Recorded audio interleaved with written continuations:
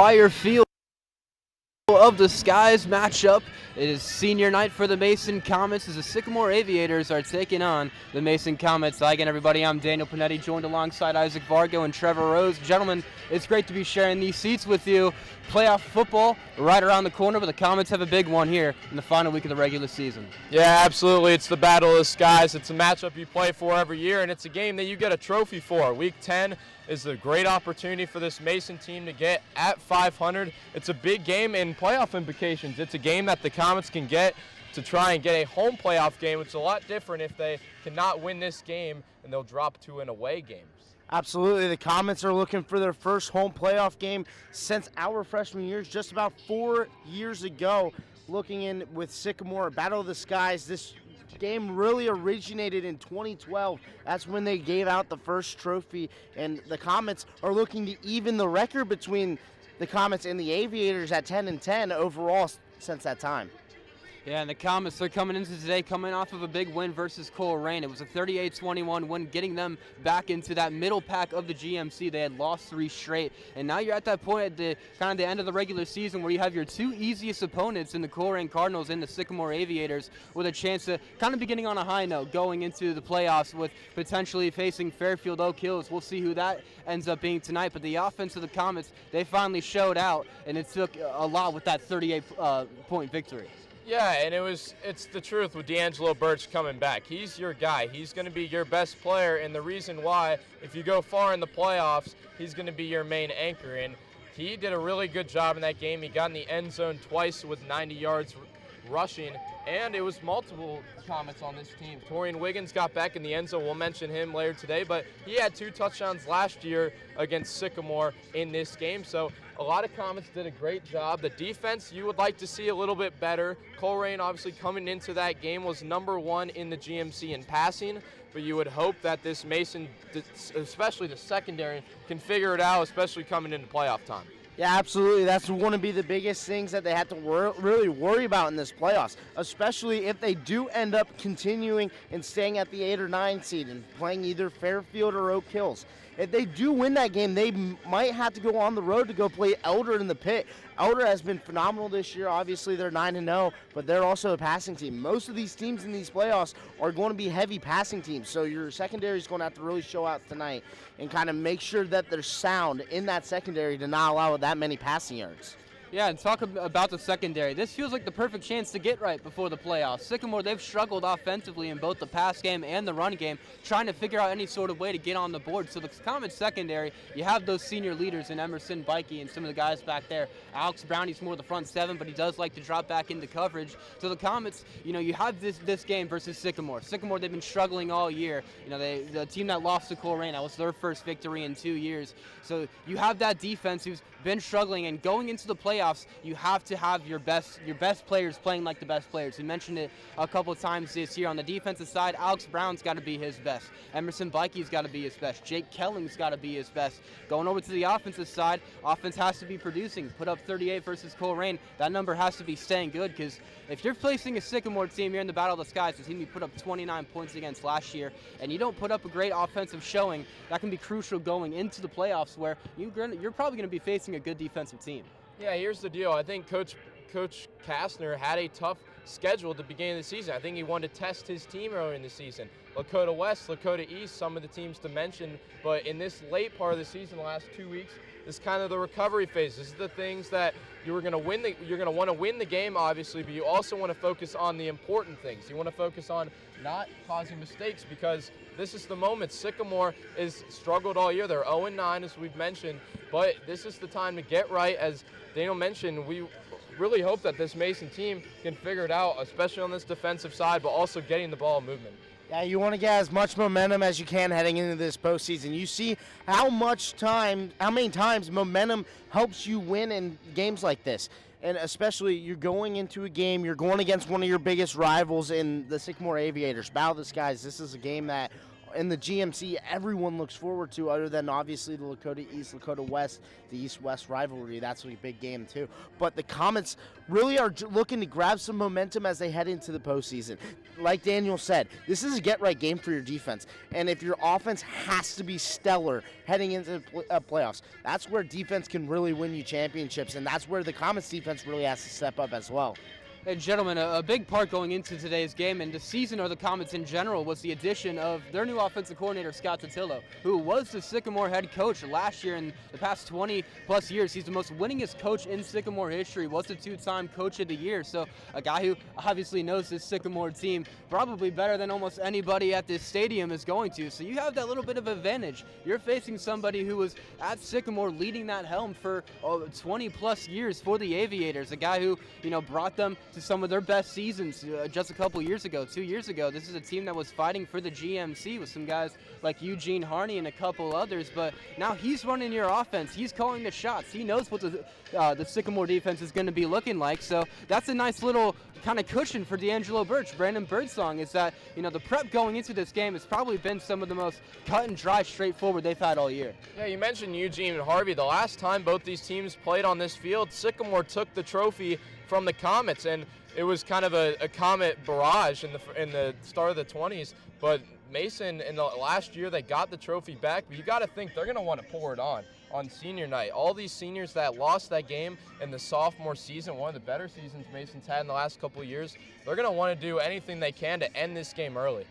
Yeah, and no matter what the record is between these two teams, whatever team that is going to try to come out victorious is going to want to pour it on, no matter how big the score is, no matter how much better the other team may be compared to the other. They're going to want to score as many points as they can. There's bad blood between these two teams, and I 100% expect it to be like that tonight in this game. Yeah, and I think another big part that we haven't mentioned is this Comet front seven is likely going to have an incredible game tonight. We talk about Big John Hendricks, Juan Bates, Big Brian O, a couple guys on this defensive line. This has been one of the best aspects of this Mason team this year. It's been their ability to generate some pressure and get to the quarterback. And you're facing a team with their quarterback, Ty Thomas, who's been having to run a little bit this year. And John Hendricks, he loves seeing that. Juan Bates, he loves seeing that. Getting into the backfield, it feels like every time we're calling games, we're saying their names a lot. So there's a big chance for them on the defensive side. That front seven, Alex Brown, Dave Hutton, and a couple other guys, they're going to be feasting tonight. Yeah, and you talk about on the Sycamore side, it's less of senior night for them, and it's more of the sophomore, Zach Branham. He's been their best player all year in the rushing attack, in the receiving game. He leads both categories. He has the most touchdowns on this team, so they're going to want to move him around and kind of confuse this Comet team as much as possible. Sycamore has nothing to lose in this game. They're 0-9. This is almost their playoff game. This is the last game of the season for them, so you got to expect they're going to be going guns blazing, anything they can to try and get this Comet team on its side to start this game. Yeah, I agree with that, Isaac. Sycamore's going to come out firing. Branham is going to come out trying to change this game. We saw last year, one of the very first plays of this game, this Battle of the Skies game, was a Trey Meadows long touchdown, a deep ball. That was the only points that the Aviators were able to muster in that game, in that 29-7 victory that the Comets had last year. They're going to come out firing. They're going to come out and try to have another one of those tonight. Absolutely, guys. And I think another big thing, going over back to the offensive side, if the Comets are going to want to be big contenders in the playoffs, now is the game to get that passing game going. Comets, they've been built off of the run all year. They've had so many performances. Last week, over 300 rushing yards versus the Coleraine Cardinals defense. But if you're want to be competing with some of the Molders, with some of the Lakotas, with some of those other teams in the playoff race, you're going to be needing to put the ball in the air, and you're going to need to do it successfully. You lost Jamie and Martin. You still have Torian Wiggins, Chris Hubbard, some guys like that. But here's that chance. You can get that pass game going into the playoffs where you're going to be facing Oak Hills or Fairfield, who's built off of their defense. If you're able to get more of that chemistry going in this type of game, obviously the run game's going to play a major part. Alex Noggle, Brandon Birdsong, a couple other guys, Cannon McBarry even. It is senior night, so we'll be seeing a lot of him. You do want to get that passing game going and feel good about that going into next week. Yeah, and with this Mason offense, you can't talk about offense without D'Angelo Birch. He missed 2 games before returning last week, but he's this motor. We saw the last couple of years. He started at Mason his freshman year in the last 2 years, in sophomore and junior year, he won the GMC with Princeton. And what a great job he did there. He can do it running, and he can also throw the ball. So what a great chance for him to do it on senior night, and for him to do it in front of this Sycamore team that he might not have had a bad blood with when he was for Princeton. It's a lot different when you come to the Mason Comets, especially on this homecoming night. Yeah, absolutely. And then there is still possibly a chance. I talked to Jamie Martin earlier. There is still probably a chance that he can come back for either tonight's game or next week again in the postseason. There is still a chance that we can see Jamie Martin. And if he does come back, how much are the Comets really going to use him? Are they going to use him more in that run game that Torian Wiggins has been using? Obviously, Martin is one of the faster guys on this team. Or are they going to use him more in the deep ball way? Get him in open space and try to get him downfield and use him very strategically. You got to play him like chess. It's senior night. It's the Battle of the Skies. It's the last regular season. A lot of these guys will be playing at Dwyer Field. We'll send it to a break here on ICRC. Join us back. We'll get over some GMC lookouts. Stay tuned.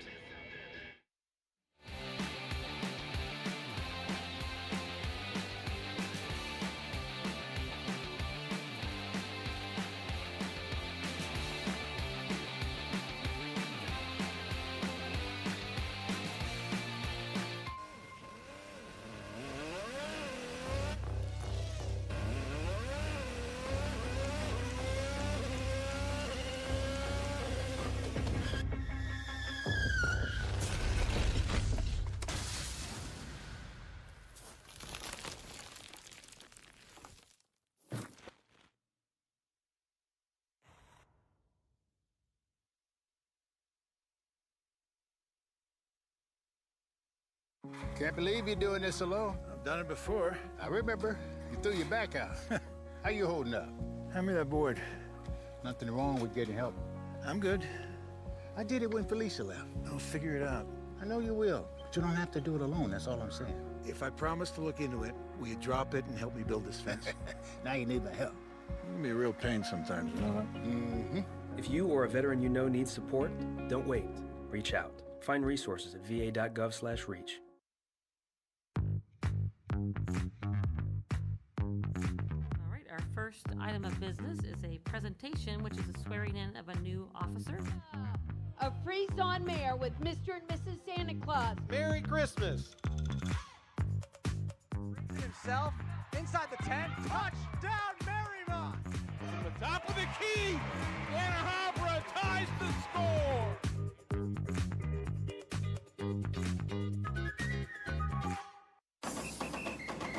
If you're buzzed and doing this,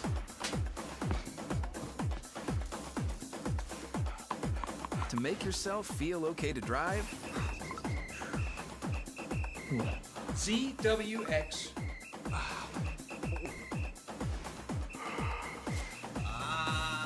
you're not okay to drive. YGKLVW. Regular you. People couldn't see my potential, so I had to show them. I've run this place for 20 years, but I still need to prove that I'm more than what you see on paper. Today, I'm the CEO of my own company. It's the way my mind works. I have a very mechanical brain. Why are we not rethinking this? I am more. I'm more than who I am on paper.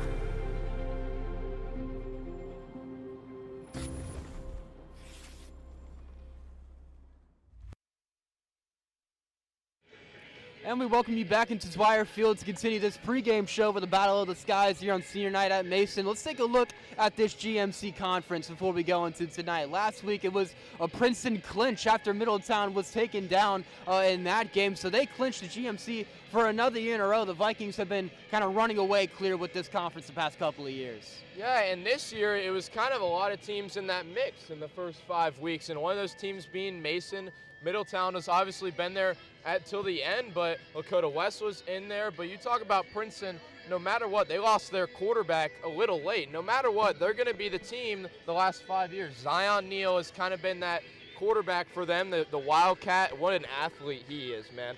Probably the best athlete you could say in the GMC. He can change the game. He's a game changer. And then you got Landon Meary on the outside, Arizona State commit. He's more of that tight end role, biggest guy on the field, and he's just a mismatch for anybody. And you can see that stat there at the bottom of the screen. Outscoring GMCs by 20-plus points. That is a huge stat, especially in the GMC, probably one of the harder conferences in the Cincinnati area. Obviously, you can make arguments for any conference in the Cincinnati area, but the GMC probably one of the hardest ones. After their first game loss against Moeller, they have won 8 straight games. They have not lost a single GMC game this season. They play Middletown tonight on their senior night. I expect just a great game between the two of them. Absolutely. When we look at second down, it's the Middletown Middies, who the Comets had played here at Dwyer Field just a couple weeks ago. It's a 37-7 commanding victory for the Middies. But the Middies, they have a little bit of injury problems right now. And now this Middletown versus Princeton game this week that was looking to be one of the biggest games of the year, it doesn't have much implications now for the GMC Conference after they lost last week Princeton had clinched the GMC. So they're finding some injury problems. They still have a couple of nice guys, Dimitri and James. They got both of their wide receivers, both of the Reeds looking good. So this is a team that's outside of the playoff conference, that the Princeton and the Mason that they're in. So they're having a good seed. They look good going into the playoffs, but they've got a big test going into Princeton this Friday tonight and seeing what they're going to have for the playoffs. Yeah, you talk about momentum. It's a huge part when it goes in the playoffs. The difference between beating Princeton on the road and getting dominated is a huge difference with confidence when it comes down to the playoffs. But just a guy that went out for the season. Their best player, Joseph Ward, is out for the season. So it's going to be Justin Bourne is going to be your guy at quarterback. So something to mention, he's actually a Utah commit, is Joseph Ward. He's going there as a tight end, believe it or not. How good of a job has he done at quarterback for not even really being a quarterback? So Justin Bourne is going to be the new guy. But what a chance he has to prove himself in this. He's also a senior. Yeah, absolutely. Bourne has been great. And then, obviously, Middletown having their best season since 2011. They are currently right now in Region 2 of the playoffs. They are the 1 seed. They can clinch the 1 seed tonight with a win or a Troy, Lebanon, or Findlay loss tonight. They can clinch the 1 seed. Looking to bounce back after a tough loss against Hamilton. Hamilton handing them their third loss of the year. Second loss of the year, but getting their third win of the year. 14-10 was the final score. They got 2 clutch interceptions in that game to really seal the game for the Big Blue. And the Big Blue, obviously, they're on track to try to get a playoff spot tonight. They play Coleraine in a game that they have to kind of win. Lakota West, they're third in the GMC Conference. Gentlemen, the big news going into this week was the return of one of their running backs, Braden Johnson, who was not on the team. He quit to kind of focus on baseball, but he said, all right, it's getting time to playoffs. This team's looking good. I want to come back and play some football. So Coach Bolden let him back on, and how much of an explosion can that bring to this Lakota West team, having not only him but Norman as well, who's been taking control of this Lakota West offense. Him, Smith, the quarterback. They had Tyson Davis, who went down with an injury, but they got a couple other guys. Jaden Brogdon at wide receiver. He's made a couple of plays this year for this Lakota team. So this Lakota team, they had a couple of bad losses. Princeton, Fairfield, that's coming back to bite them a little bit. That 10-7 loss at Fairfield, but they're still looking good. They have Lakota East today, but this is a team that can make a run. Yeah, Braden Johnson, something I've never seen. I mean, you talk about a 3-star that quit the sport almost to focus on baseball. He's a D1 baseball commit. He's going to the University of Dayton. But you talk about the biggest matchup of the year, coming off your couch and playing Lakota East. I mean, what a story that is. And then you talk about Kenyon Norman. He's been the guy all year. It's not like Braden Johnson's just going to come off the bench and just sub in for him. Kenyon Norman has held his own all year and shown that he's the main guy as well. Tyson Davis has had a breakout year. That started against our Mason Comets. He had his first 100-yard season of his career. So there's multiple guys on this team that can win you a game. It's going to be a handful for Lakota East. Absolutely. I like to see what Coach Bolden does with Johnson, whether or not they're going to really rotate him in at that running back position or if they're going to go with the special teams route. Make him go back there and return some kicks. Take some pressure off of Tyson Davis. Tyson Davis has been their return specialist almost all season. And I think that would be able to take some pressure off of him so he can focus more on the offense. And then they are a no-fly zone. They are the best passing defense going against probably the best passing offense in Lakota East. Lakota East has completely revolutionized their offense since Kitna came into the scene 3 years ago, but East has not beaten this Lakota West team since 2018. Absolutely. Talk about Lakota West versus Lakota East. Let's go on to Lakota East. They're sitting right below the Firebirds in the GMC standings. Trevor, you talked about this offense, how explosive that they've been this season, putting up multi-point games, multi-score games multiple times this year. And this is a team that came into Dwyer Field and put up about 40 points and lost because of this Comet team and D'Angelo Birch having one of their best games offensively. But this East team, a couple years ago, they were around dead last in the GMC. And then you got a new coach. You got some new players that came in. You lost Zion Neal going into this season, but they've still been able to produce as an offense so well this season. But the thing that's been keeping them back is that defense. It kind of feels like the Mason Comets a little bit. That offense is producing, and the defense, the secondary, is kind of holding you back a little bit. They have a huge test today versus Lakota West. Yeah, the defense is definitely a problem, but you talk about a superstar. It's going to be the best player on the field, Ryder Hooks. He's the #1 rusher in program history, and he's kind of revolutionized this team. Yeah, coaching's going to get you there, and John Kidna has done a phenomenal job. But, man, you talk about Ryder Hooks. He is a superstar for this rushing attack, and he can win you a game any way you can, and it's going to be a phenomenal game, of course. It's Lakota East and Lakota West. It's the game of the year in the GMC every year, and it's just even better that both teams have absolutely playmakers on both sides. Yeah, absolutely, Isaac and Daniel. I mean, you look at this game, you say Ryder Hooks probably being one of the better players. You can't forget about Neil Knutson. Neil Knutson, #2 in the GMC in passing yards. The only person above him is the Coleraine Cardinal quarterback, Roman Garr. Roman Garr, he's also had a great year. But Knutson, only a sophomore. He's going to be commanding this team for the next 3 years as he steps into this seat. He goes against a very tough passing defense. We just mentioned it with Lakota West. They have the best passing defense in the league. But Lakota East, the most yards per game. They are undefeated at home as the West is going to East tonight.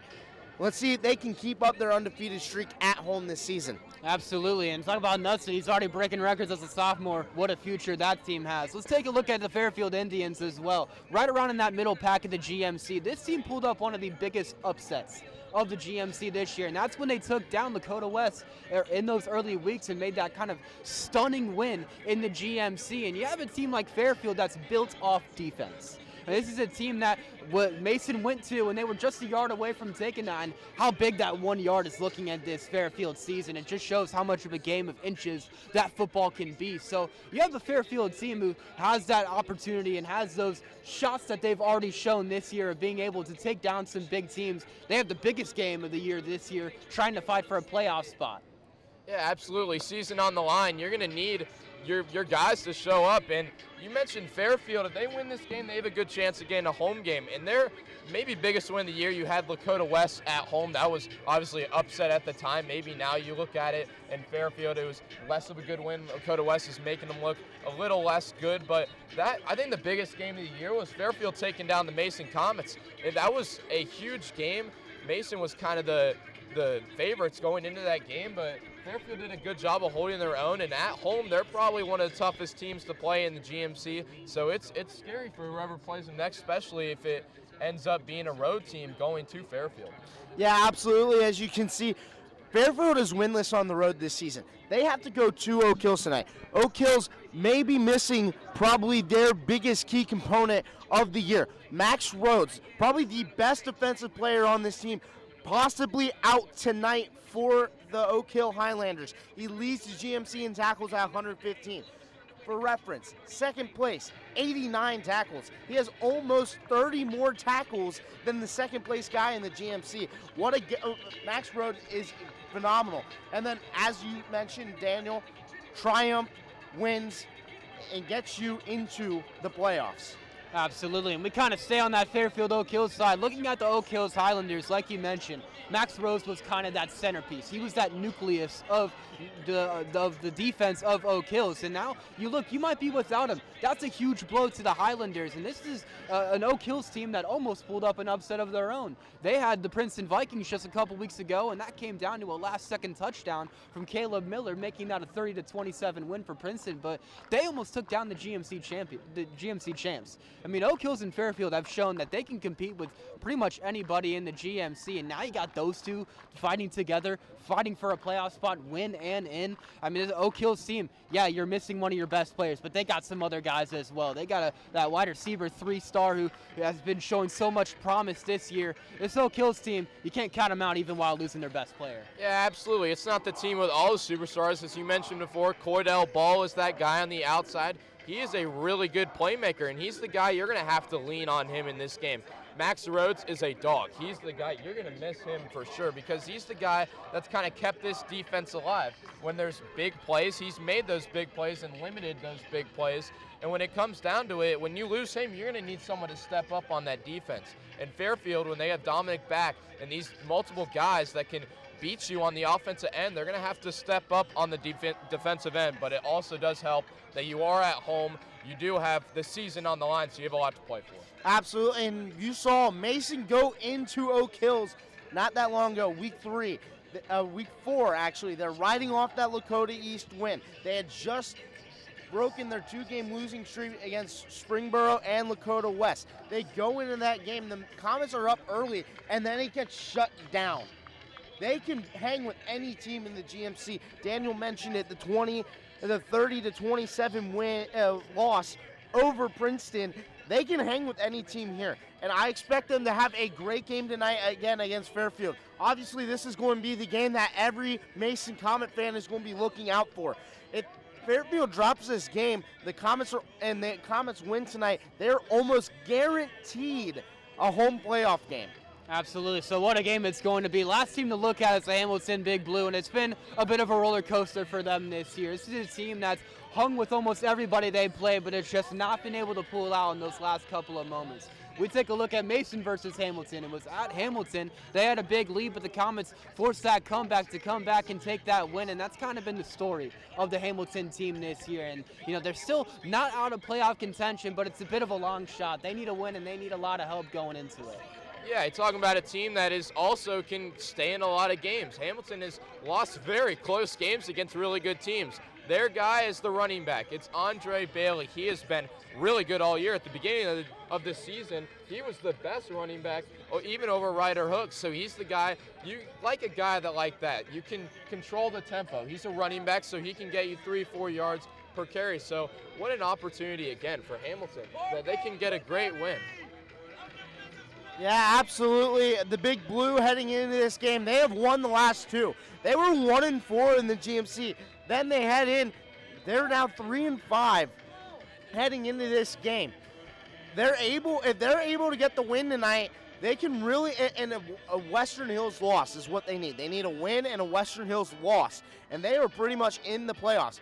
Obviously, they'll be the 12 seed, having to travel on the road, probably to Whitten Woods. As of right now, that's what they are. They had to travel on the road to go play Whitten Woods, the 5 seed in the Region 4 playoffs. But Hamilton's still a great team. Their lefty quarterback has been very good this year. And then Andre Bailey, like you just mentioned, phenomenal running back. And he was ranked over Ryder Hooks earlier this season. Any given Friday, it shows in the GMC. There's a lot that can change tonight in those standings in the conference. We'll set it up to a break. Gentlemen, the next time we're back, we get to make some picks tonight. Stay tuned here on ICRC-TV. We'll be back in just a moment. If you're buzzed and doing this,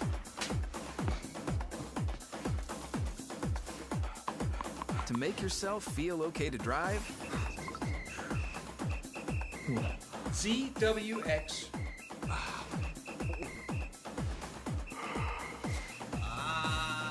you're not okay to drive. YGKLVW. Regular you.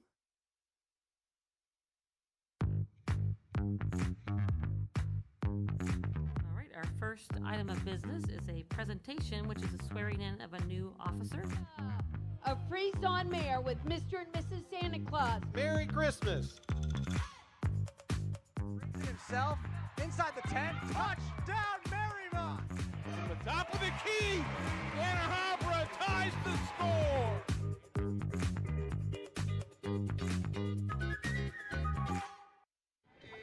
And we welcome you back into the Dwyer Field pregame show here on ICRC-TV. It's senior night for the Comets, Battle of the Skies. But we got some game picks to make, gentlemen. I'm Daniel Panetti, joined alongside Isaac Vargo, Trevor Rose on the far side. Start out with this first game. It's an ECC matchup, ECC showdown. Lebanon taking on Winton Woods. We look at this game last year. It was a 28-14 win for Winton Woods.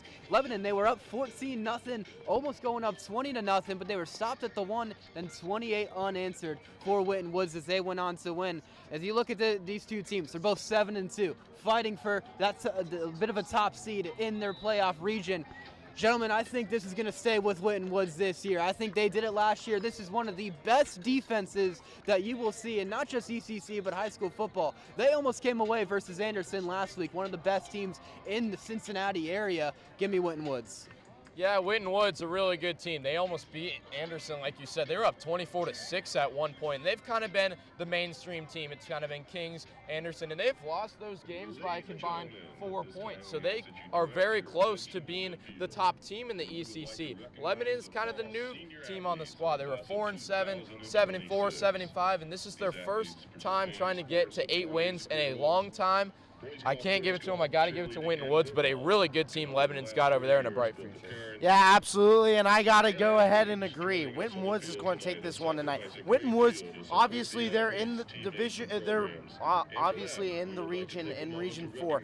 They bump up to Division 1 the last season. They were phenomenal last season. They had a top 5 seed. They had a great time, and then they were unable to make it past the second round. But I have a feeling tonight that they are going to get the win against the Warriors and then move on in the playoffs and potentially be a contender. Yeah, we look at this next game. It's the Lakota rivalry. We were talking about it a little bit earlier, that West versus East matchup. Ever since the split in 1997, these two teams have not liked each other. It's been a big rivalry over the past, how many years has it been? We look at this team, we've previewed it a little bit in the GMC standings, but you get Braden Johnson back, that elevates your offense so much. And you have a Lakota West defense that's already been so good towards the top of the GMC. I think you have guys Jackson Smith, Kenyon Norman, Braden Johnson. As much as me being a Mason fan, it's hard to pick for them. You got to give me the Firebirds. Yeah, you know, what a great game it's going to be. Lakota East at home, obviously, but you know what? I don't think Jackson Smith is as good as we think. I don't think that Braden Johnson is going to have a very good game. He hasn't played in 9 weeks. It doesn't matter how good you are. If you're throwing out Megatron, it doesn't matter. You've got to have some experience going into a game against Lakota East. Give me Lakota East to win the game in the Battle of Lakotas at home. I think their quarterback and their offense can win the game. I mean, we look at this game. Neil Knudsen has had a phenomenal year. Ryder Hooks has had a phenomenal year. Lakota has all overall. Ladies and gentlemen, welcome to Dwyer Field as we get underway with Battle of the Skies senior night action between the Mason Comets and the Sycamore Aviators. I'm Trevor Rose here with my broadcast partner, James Froelich. And James, a night that the Comets are wanting to win, obviously, for the seniors on this team, but for prime playoff positioning. Oh, yeah, these Comets, they're ready to play. They're ready to get into the playoffs. They're ready to build up some momentum, get themselves in a good spot, possibly get a home playoff game. And this is the best opponent to do it. Battle of the Skies, going for that trophy. And this is just the best matchup for senior night, Battle of the Skies, into the playoffs. The Battle of the Skies trophy was originated in 2012, and now we go into another year as the pigskin flies. The Comets will start with the ball. Picked up by Jake Helling about the 13-yard line. He'll take it up midfield. He cuts to the outside. There he goes. Cuts back in, and he'll be wrestled down right about the 45-yard line at the 46, and that is where the Comet offense is going to set up shop. And here comes the senior quarterback, D'Angelo Birch. He was hurt against Middletown, didn't play last week, comes in, and obviously the scoreboard showed it. The Comets lit that game up with a 38-21 victory over the Coleraine Cardinals.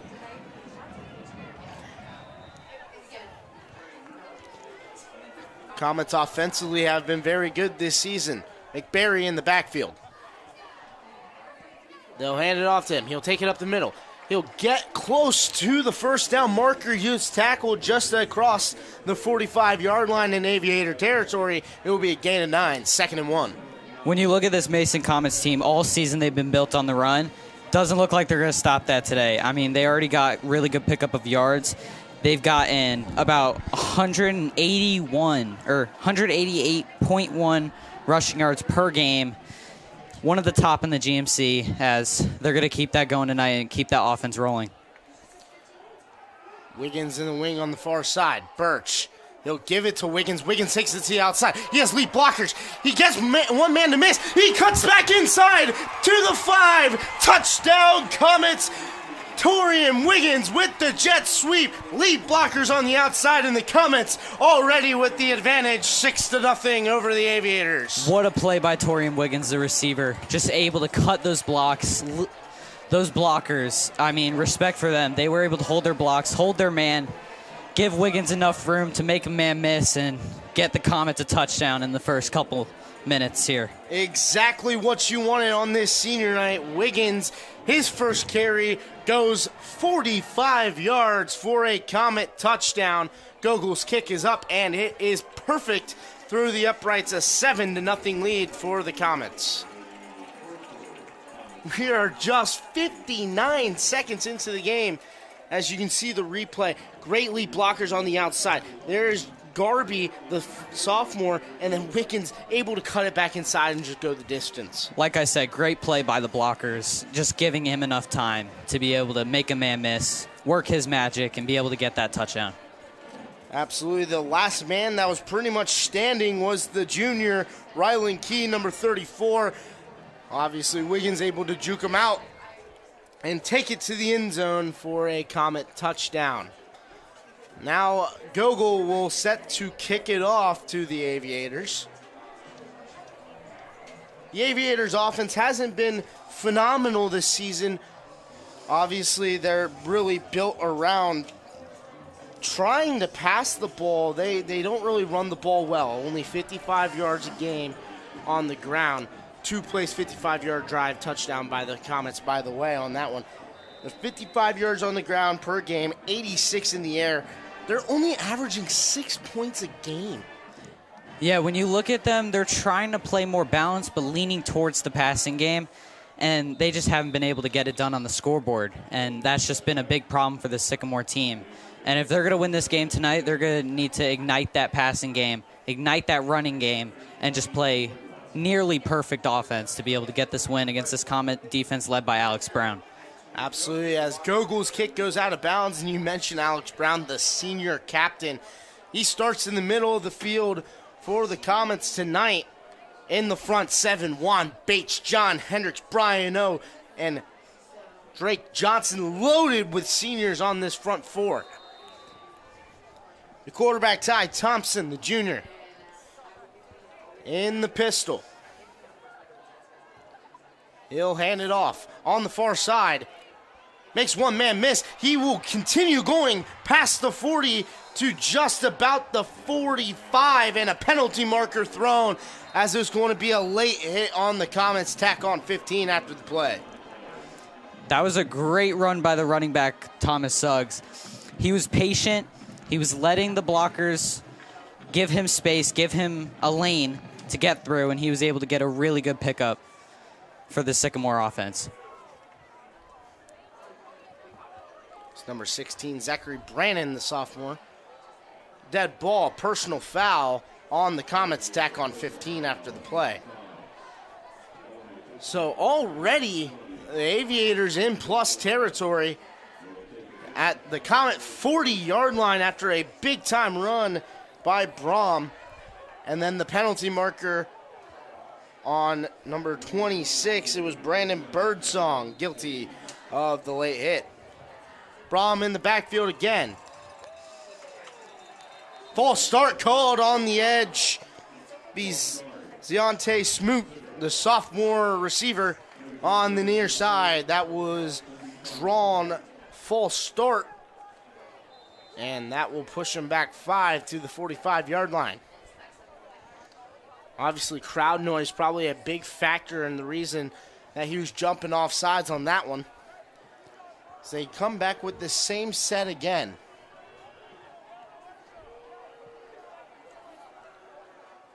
Thomas, hand off to Brom again, and he is stood up in the backfield. Brian, the first one to get there. And there is the first tackle for loss on the night. Makes it second and about 20.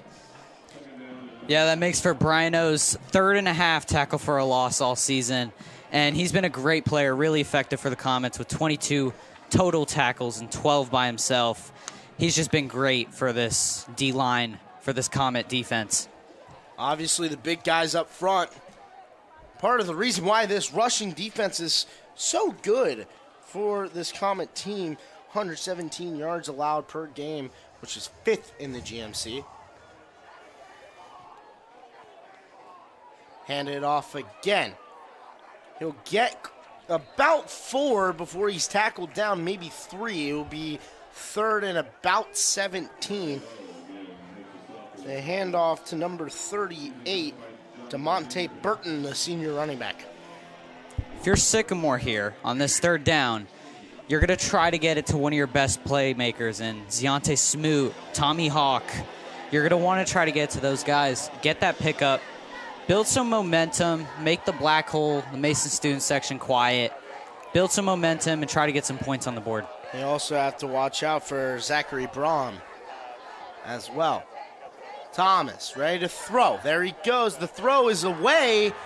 Caught inside the 35 to about the 34.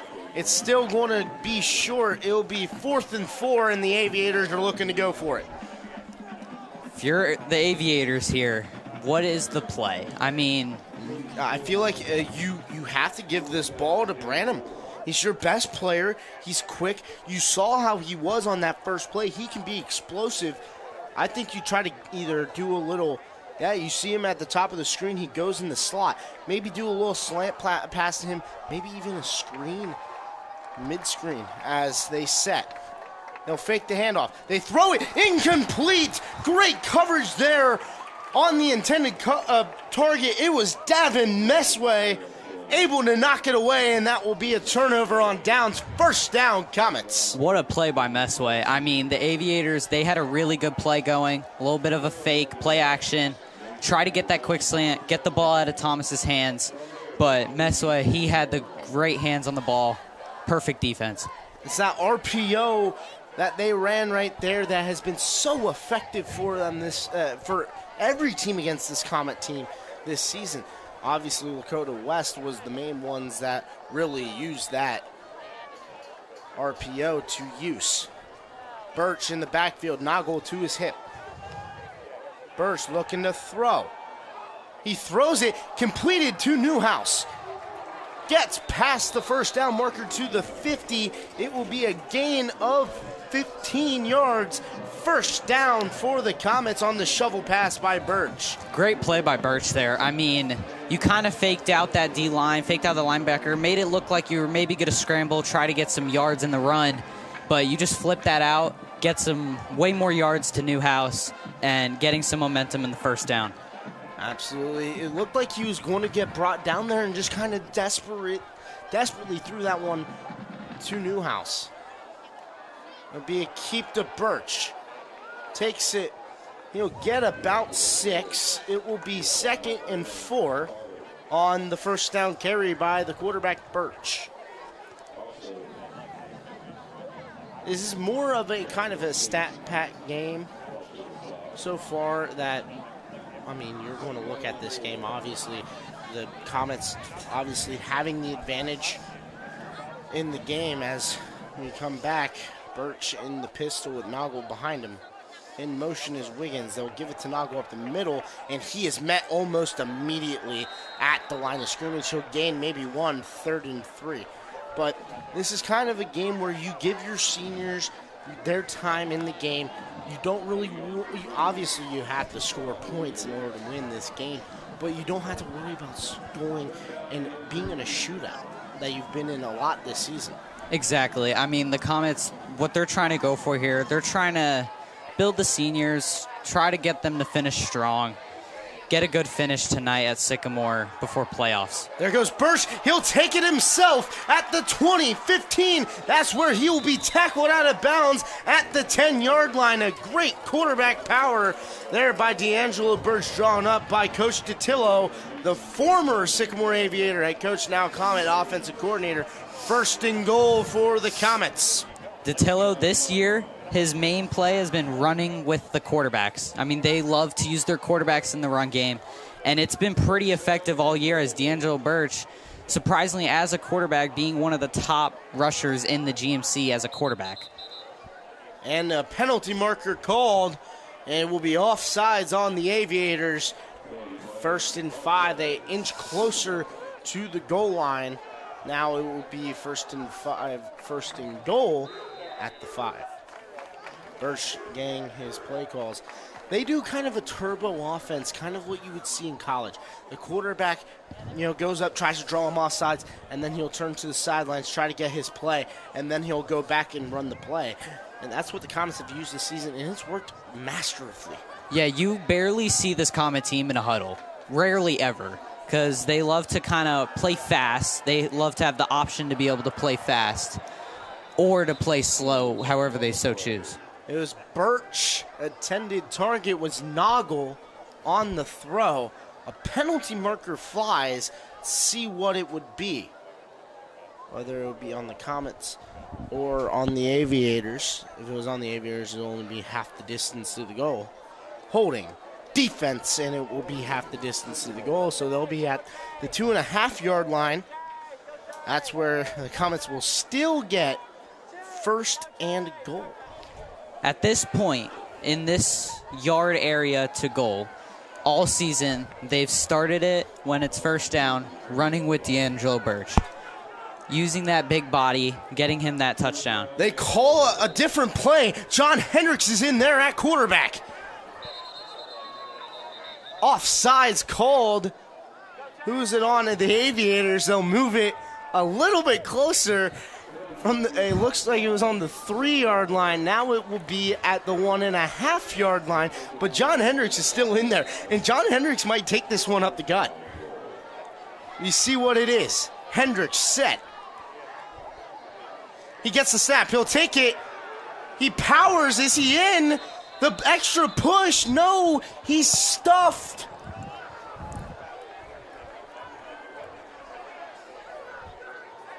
Here's another look at that one.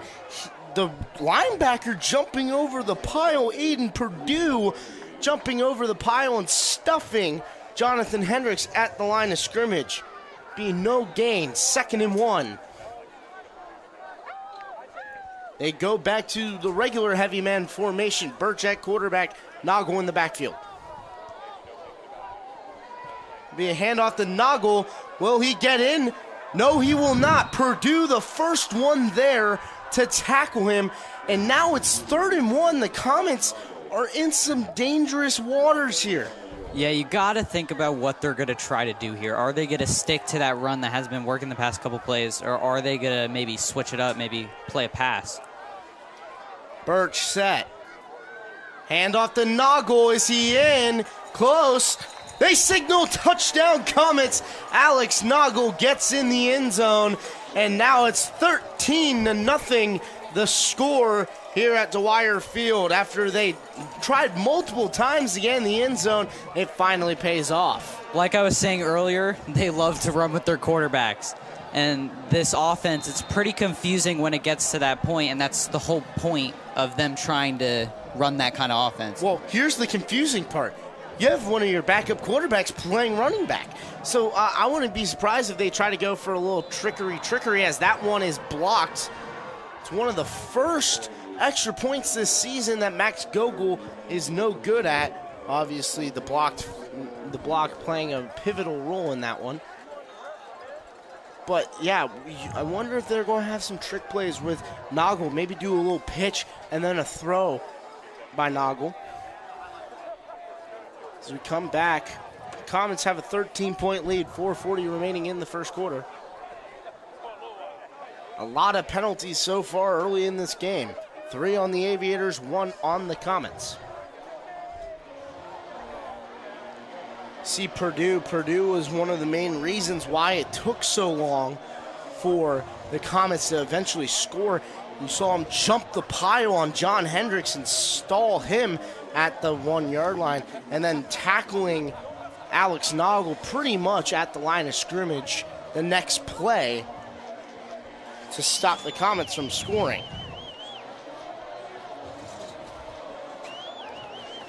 Gogol is set back to kick it back off to the Aviators. And here he comes, the run and the swing of the leg. That one will sail out of the back of the end zone for a Comet touchback. If you're Sycamore here, with this offense, you're probably going to want to try getting that pass game going. That's the only way you're going to have a chance to come back in this game, be able to get some points on the board, and just get the offense rolling for the last couple quarters.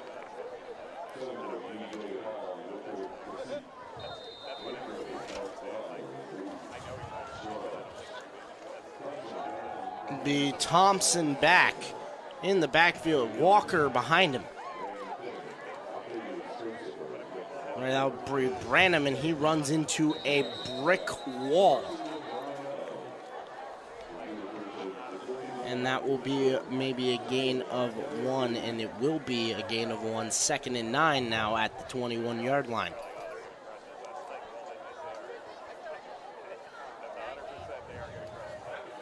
Talk about the battle of the skies, the Aviators and the Comets. Comets getting one of their biggest wins in 2018 as a 30-27 overtime victory over the Aviators at Sycamore. It'll be a play action to Branham. Branham makes one-man miss, and then he is finally tackled by Alex Brown and Darren Knott. They line up to make the tackle. It will be gain of about, I would say, 7. Be 3rd and 2 at the 28-yard line. As you can see, they love to get it to their best playmaker, Zachary Branham, as he's coming off the field for a quick break. But he is their best playmaker, and they're going to need to get it to him all night if they're going to want a chance in this game. In the pistol. Thomas, the handoff up the middle. He's hit immediately in the backfield and then finally goes down.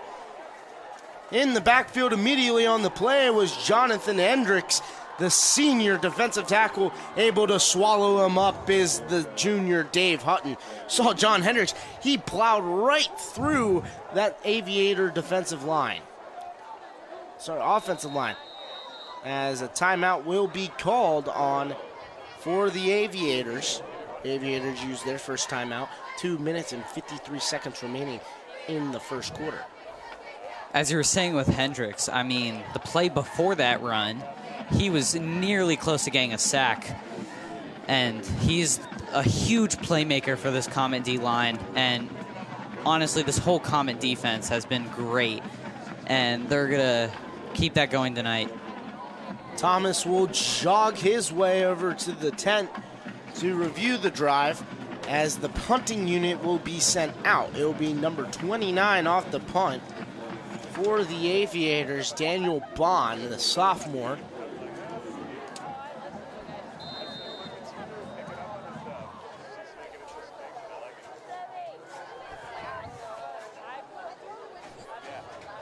Long of 56, he has pinned 2 times inside the 20 as it is caught by Kelling about the 45. He makes a man miss. And then he is finally tackled about the 48-yard line, 47-yard line. That's where the Comet offense will set up shop again They've had great field position to start the game so far today. Their worst one being last drive, had they started just about the 30-yard line, their own 30, but they were able to score quick. I was just about to touch on that. I mean, this field position, this special teams has been great this game so far. And this Comet team, I don't expect them to slow down like anytime soon. I expect them to stay aggressive and get this game out of reach so you could put in some of your seniors, get some players in. Play action. He got Wiggins in the flat. Wiggins will get the first down. He makes a man miss. Inside, he's tackled just before he crosses the 25-yard line at the 26. 1st and 10 for the Comets. Great job there. That's the same play that got the first touchdown for the Comets last week. They do the play action to Noggle, and then right there in the flat is Wiggins. As you can see, Torian Wiggins, they know he's one of their best playmakers, and they're going to get the ball to him tonight. Now they jet sweep with Wiggins. Wiggins gets to the outside. Has lead blockers, gets tripped. Just as he crosses the 20-yard line, he'll be tackled down at the 19 for a second and about 8. Sorry, 2nd and 2. Gain of 8. He was right there. I mean, if he was able to get through that man, not get tripped up, he could have had a touchdown right there. And offsides as the nose tackle pushes the center, Joey Oscar. Great flop there by Oscar to really sell the offsides. Obviously, that one probably would have been offsides regardless. You'd see, oh, there goes Joey Oscar falling all the way back. Oh, I'm going to have a great time talking to Joey this week after that one. I'm going to really... Hey, man, you should take some acting classes. That was fantastic as Birch looking to throw. Quick throw. Off the hands of the junior wide receiver, number 7, Alex Silly. 2nd and 10 at the 14-yard line. And James, you're in the red zone. It's 2nd and 14 now. You had a first down at the 4. Are you going to run here, or are you going to try to do another pass play? I feel like, for me, I would try maybe an RPO or some quick thing. Get the ball out of Birch's hands quick, as you see here. Now they go Noggle on the outside, and he gets maybe 3 yards before he is officially wrapped down. And now it will be 3rd and about 6 or 7 yards. No, it'll be 8 yards at the 12-yard line.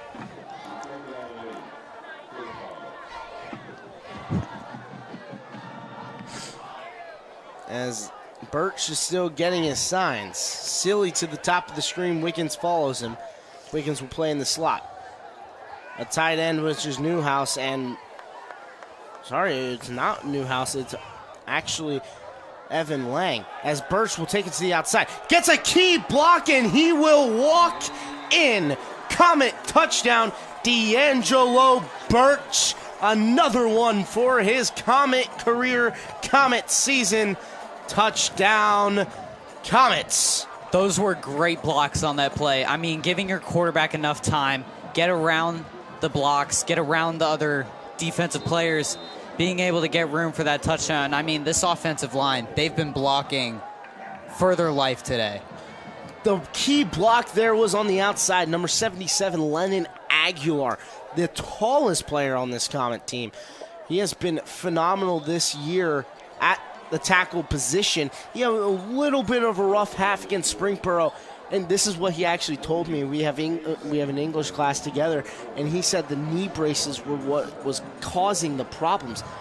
So at the second half of the game, I was like, you know what? I'm done. I'm going to take them off, and he has been phenomenal since taking them off. He's been able to move so freely, and that's kind of why he's been so good this season. Exactly, and with his size, there's a lot he can do when it comes to blocking, and it's a lot of help when you're an offensive line that, in an offense that loves to run with their quarterback. The officials discussing something at the 2-yard line.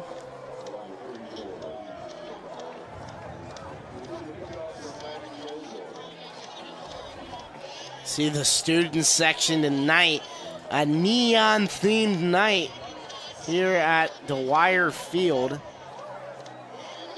Comets really cheering on, the Black Hole really cheering on these Comets, hoping for a possible home playoff game. Obviously, everything goes into it. Fairfield really just needs to lose tonight. If Fairfield loses tonight and the Comets are able to get the win, then it will be automatic locked for a home playoff game here at Dwyer Field, as the Comet defense will come back on. 20-0, 49 seconds remaining in the first quarter.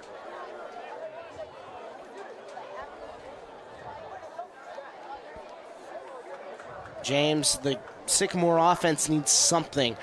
Are you going to see if you can dial up a pass? The Comet secondary has not been great this season. Are you going to think maybe dial up a quick pass here? Exactly. I mean, what you were saying about that Comets secondary, they've been very inconsistent. I mean, some games they'll have really good games. Some games they'll not have a pretty good day.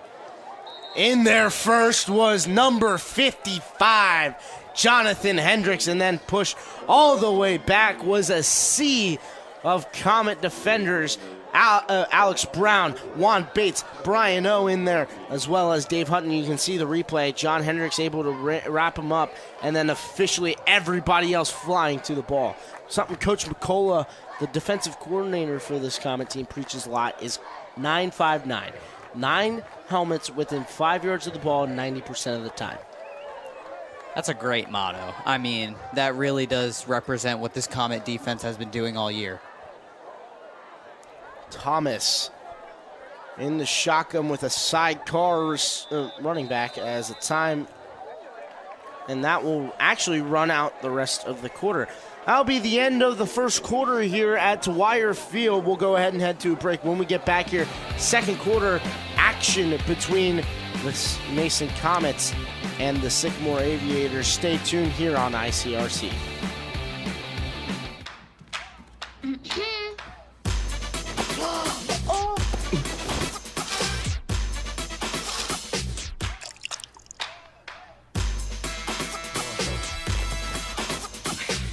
You're not gonna get it all right. Just make sure you nail the big stuff. Mama! Like making sure your kids are in the right seat for their age and size. Get it right at nhtsa.gov/the-right-seat.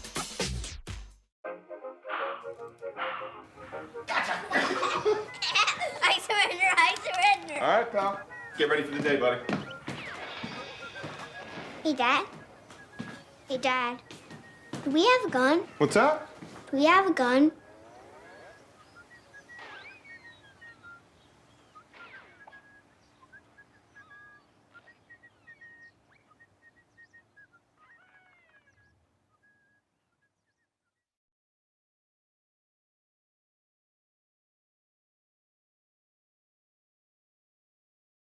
Brother James Froelich as the pass for Thomas, incomplete, intended for, looks like number 18, Braylon Walker, the junior receiver.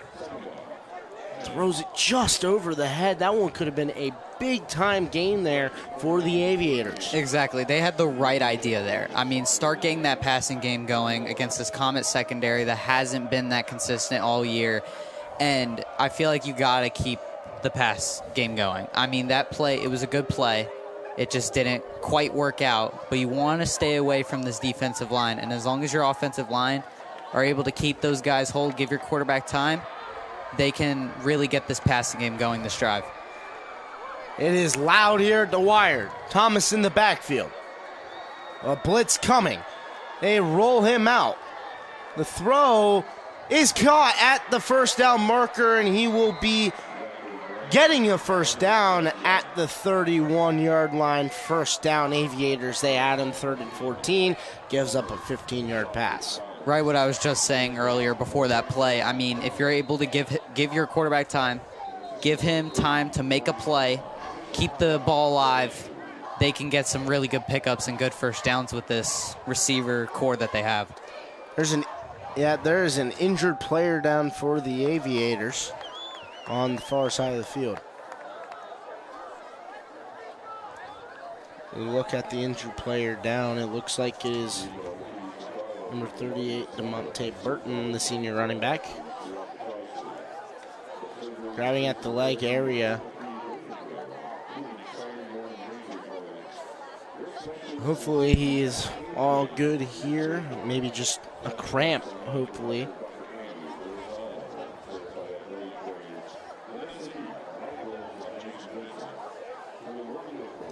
The Comets already out to a 20-point lead over the Aviators, and it obviously the last play right there has shown the weakness of this Comet team. They have not been very, very sound at all in the secondary this season, and they'll be the first ones to admit it. They have not. They already know that they haven't been that sound, and they are hoping that hopefully this game can really help them out a little bit confidence-wise. Yeah, this passing defense last in the GMC when it comes to allowing yards. They've allowed 203 yards per game when it comes to passing. And back to what I was saying about this Comet secondary not being that consistent. First down carry for number 26, Evan Leader, the junior running back. He gets about 11 yards and running over a player in the secondary. It was number 2, Emerson Bikey, still able to bring him down. And hand it off to him again. He'll get maybe 3 yards. Alex Brown trips him up. Be another tackle for the senior Brown. Now he could probably catch up. Max Rhodes is the leader in the GMC in tackles. He is pretty much out for the season with a foot injury. And man, that a rough loss there for the Oak Hills Highlanders.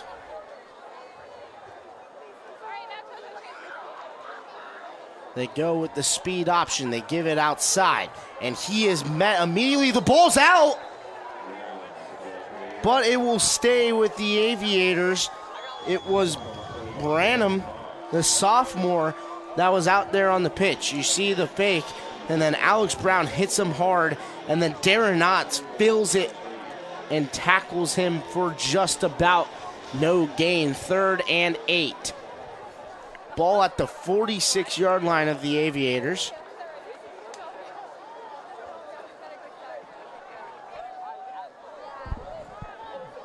Thomas goes to sidelines to get the play call.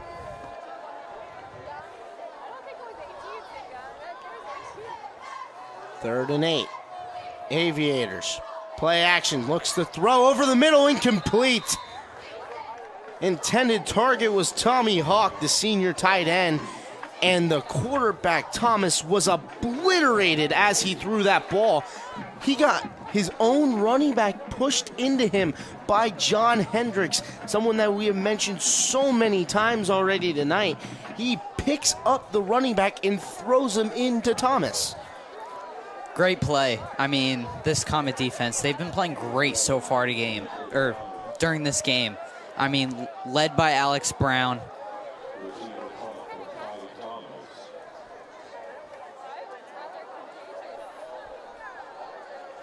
Back to punt is Thomas, it looks like. He lets it go. Kelling lets it bounce out of bounds just about the 35-yard line is where the official, it's the 36-yard line is where the official will mark it out. That one did not look like it went out at the 36-yard line. I thought it maybe went out about the 29-yard line at very least for the Comets. But great starting field position for the Comets again. Birch and the offense come back out. They have scored on the last 3 possessions. Obviously, they missed the extra point when it was blocked by the Aviators. Birch still out there at quarterback. McBarry in the backfield. Wiggins towards the bottom of the screen. Silly at the top of the screen. Birch in the pistol. Motions Wiggins over. He'll pitch it to McBarry. McBarry drops it. Trying to make something out of it. He reverses field. Makes a man miss. There he goes. He goes up towards the middle. He makes another man miss. He goes to the outside. There he goes. 30, 25, 20. 15, he tries to cut back in to the 10-yard line. Cannon McBarry makes something out of nothing, kid. Great job. He fumbles the pitch and then takes it all the way down to the 10-yard line. And the Comets are in prime position. What a play. I mean, when you look at this replay, they were in so much trouble. But this Sycamore defense, they couldn't get his hands on him. Turns to the other side, cuts back in, just goes all the way.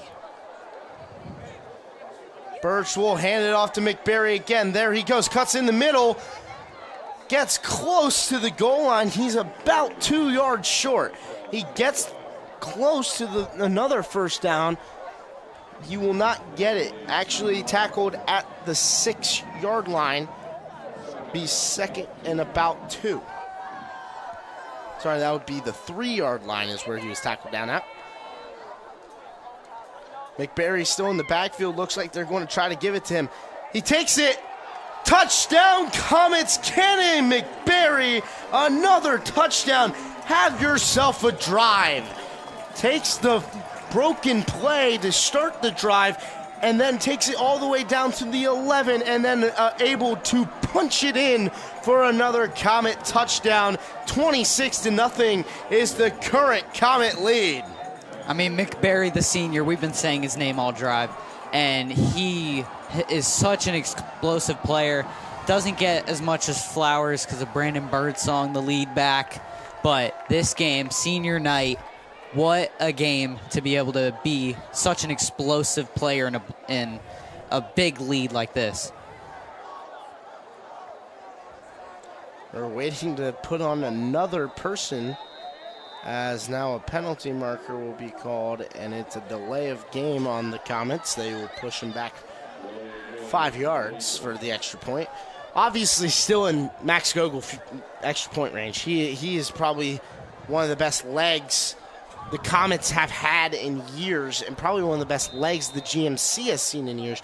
Obviously, the kicker for Lakota West drilled that 56-yard field goal earlier this season, and then last week, Middletown's kicker able to hit a 50-yard field goal to take the Middletown title for longest kick in history.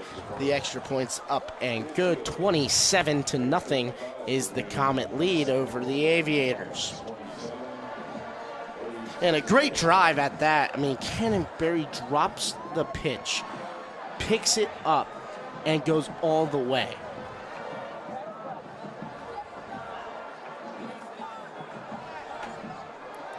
.855 remaining in the first half. I mean, Trevor, if you're Sycamore here, how do you get yourself back in this game? I think you can really change how this game can go with one big play. One big play could really change this game. Obviously, a deep ball from your quarterback to a wide open receiver could change it. Anything really, any big play could change it. Obviously, we've seen their ability to try to run the ball so far today. That could change. That could change the game pretty significantly.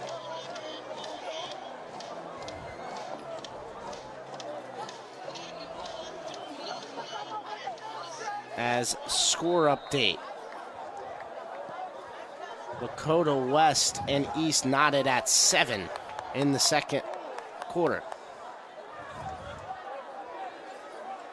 Tackled down at the 21-yard line, as there is a penalty marker on the field at the 45-yard line. What will it be? Will it be on the Comets or will it be on the Aviators? They're discussing it.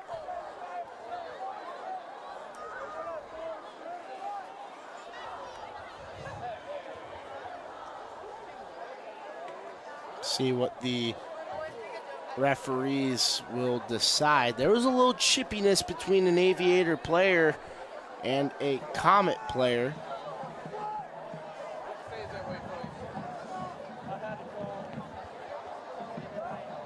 Personal foul, it looks like, on the Aviators.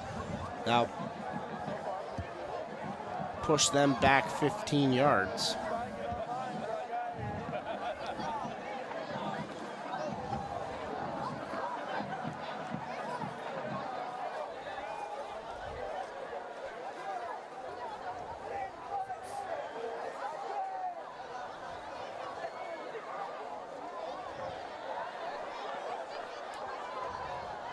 So now they're all the way back to about the 10-yard line is where the Aviators will set up shop. 8:49 remaining in the first half.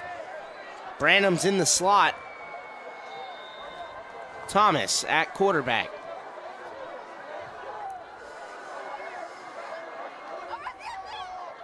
Thomas looking to pass. Far side, has a man wide open, incomplete pass. Intended for number 19, Ziante Smoot. I mean, if you're Ty Thomas, the quarterback here, I mean, your mentality here has to be positive. I mean, you have to get positive yards. You have to put some points on the board on this drive.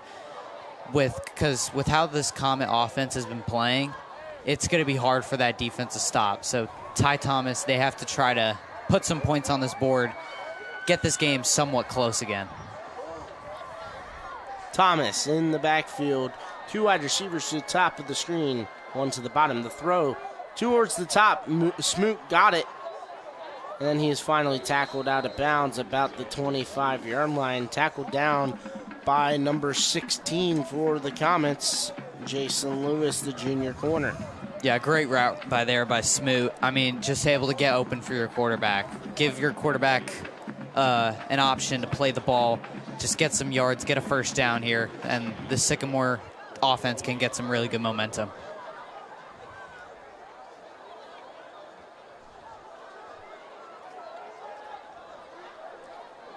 Two receivers and a tight end to the bottom of the screen. Thomas looks to throw. He'll step up in the pocket. He'll take off, and he is crushed by Lewis. Gains about 6 yards. It will be 2nd and 3.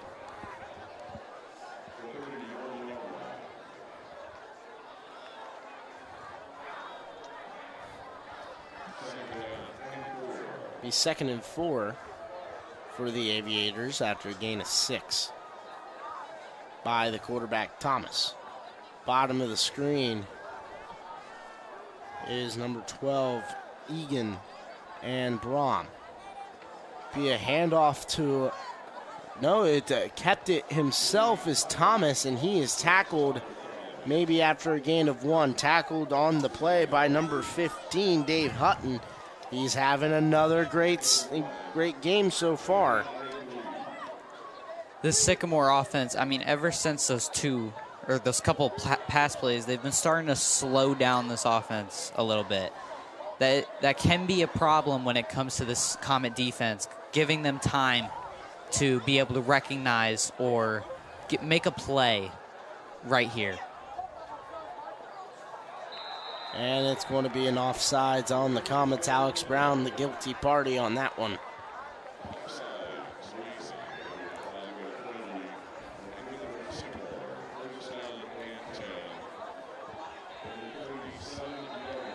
The 37-yard line is where it will be first down for the Aviators. 6:50 remaining in the first half.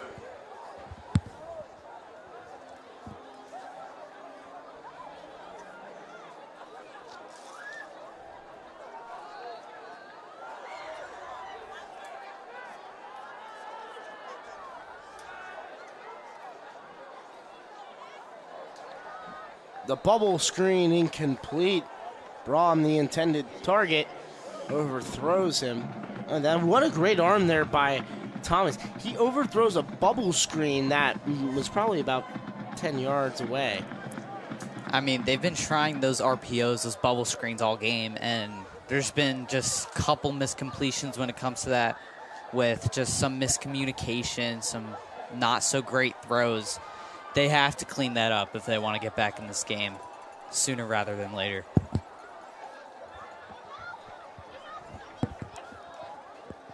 Looking to throw is Thomas, and he is scooped up. Juan Bates in there, and he'll get the sack.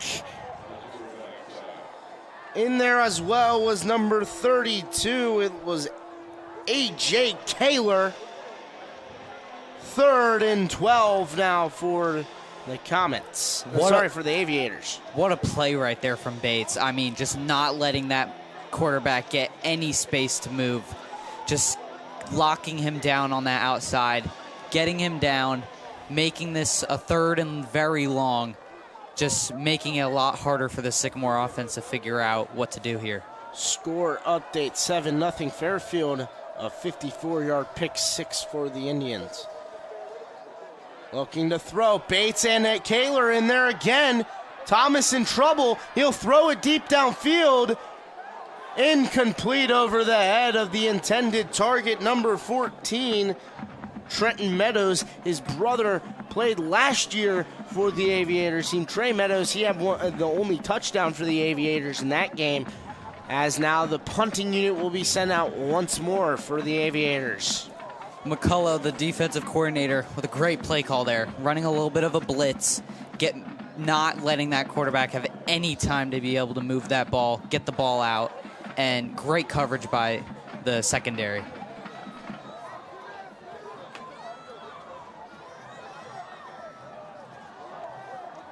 They sent the punt away. Kelling muffs it. He picks it up at the 20, and he gets to about the 26-yard line. That's actually probably where he touched that ball. Down at the 27-yard line, that's where the Comet offense will set up shop. Again, at their own 27-yard line. Kelling probably lost that one in the bright lights here at the wider field. I mean, we've seen that a couple of times this game, some bad drops and fumbles, but this Comet team, they're resilient. They've been aggressive, and they haven't given up on the play once they get that ball back. They're going to keep that play going, try to make the most out of it. Birch still at quarterback. Noggle in the backfield at running back. Play action. Has Evan Lang wide open. He gets the first down, and he'll get close to the 45-yard line. He'll get past it at the 46. Dylan Matthews in there. He's getting hyped.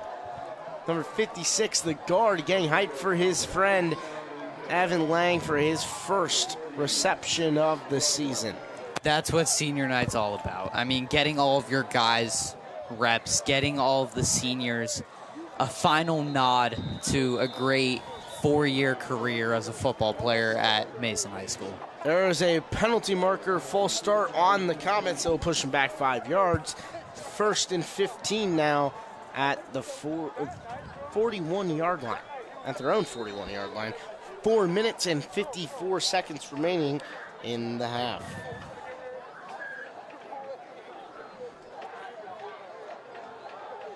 Birch takes it up the middle. There he goes. 25, 20, 15, 10, 5. Touchdown, D'Angelo Birch. Shot out like a cannon. Goodbye, you're not catching him. Touchdown, Comets. I mean, what I was saying earlier about this offensive line, they've just held it up this whole game. This offensive line has been lights out. It's a penalty marker on the field. What will it be? This is on the Comets. It's going to be devastating. Joey Oscar is excited. Personal foul on the Aviators. The touchdown will stand. D'Angelo Birch has his longest one of the year. A 59-yard rushing touchdown for the senior quarterback transferring back to Mason after 2 years at Princeton. Back to what I was saying. I mean, this offensive line has been lights out all game. They've been holding this defense to not have any room to be able to stop any run. And D'Angelo Birch, he took that advantage, and he was able to make the most out of it. And senior night, great way to finish off a great regular season as a Mason Comet. One last time. Senior Vinicus Ramos in there to kick. His extra point is up, and it is perfect down the middle. His first career extra point as a Mason Comet, and the Comets are letting him know. Great job there, buddy. Great job there for Ramos getting his first career extra point. As there's a potential for a running clock here now.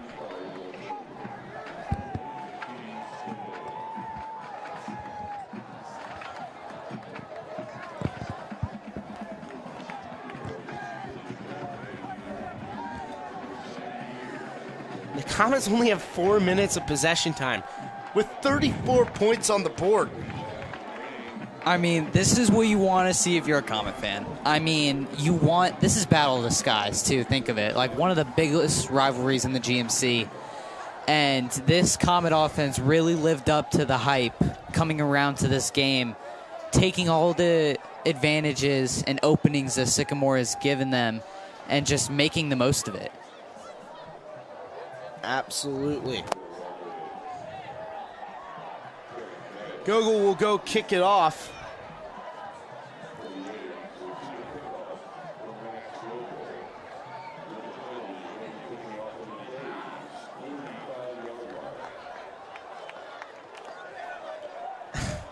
Now, Dylan Matthews in there on kickoff team, a lineman. You don't really see linemen on the kickoff team much. The senior, as Gogol's kick is away. I love Dylan Matthews. Dylan Matthews is a great person to be around, and he is hype right now running off the field. Man, that is something that I cannot. Man, the emotions for the guy is a lot right now. I mean, this is exactly what senior night's about. I mean, when you have a huge dominating lead like this, it's always a lot of fun to throw your seniors into some places where they could just go out there, play some football, have some fun out there. They're showing the Sycamore pep band for tonight, traveling here to Mason. Thomas still in there at quarterback. He'll hand it off. And that is going to be a gain of 1. They just announced it here. It is going to be a running clock. The only things that will stop the clock are timeouts and touchdowns. The Comet defense has been stellar tonight. Riddick Blakely in, the senior. He is a projected Game 1 starter for the linebacking core. Then Dave Hutton came in and was stellar in his season debut. The throw from Thomas is too high for Smoot at the top of the screen. 3rd and 9 now for the Aviators. The Comets with another chance to get off the field defensively. The past 2 or 3 drives, I mean, this Sycamore offense, they've had the right idea when it comes to how to run this offense when you're at this point of this game. I mean, Ty Thomas, he's making the right reads. He's just not getting those throws where he needs to. And that's just been the point with Sycamore all season, just having a lot of those miscues and a lot of that not comfort when it comes to these kind of situations. Thomas looking to throw. The throw to Smoot is a pass interference at the top of the screen on number 20, Davin Mesway. And that will go ahead and be an Aviator first down. I don't know if I agree with that one there. Called on Mesway. He maybe got there a tad early, but I feel like he was there in time in the eventual pass interference called on him. Yeah, I mean, it can get a little bit risky when you're putting your hands on the back around the time when the ball is about to come in. But just an unlucky play right there, and he's going to try to get that back right now. Just under 2 minutes remaining in the half. 3 receivers at the bottom of the screen. They'll throw the slant. It's caught in the middle of the field. Number 3, Patrick Fleming, had a read on it. He knew it was going to Meadows, but Thomas was able to pump fake it and then throw it afterwards after Fleming was already in the air for a Aviator first down. The Aviators will use their second time out of the half as they are at midfield now, 1st and 10. And James, Comets have a 34-point lead. They are running all over this Aviator team. They do not get the ball at half. Are you going to try to stop them here? Maybe try to get the ball back and score one more time before half? Or are you going to try to, they can march a little bit, but then we'll stop them and then they can have the ball at half? Yeah, I mean, try to hold them to the kind of position they're at right now. Don't try to do too much. Don't try to do something that might not be comfortable for you. Just keep this team around this area in the midfield, maybe a little bit forward, but just hold this out until the half. Thomas in the backfield. Looking to throw again.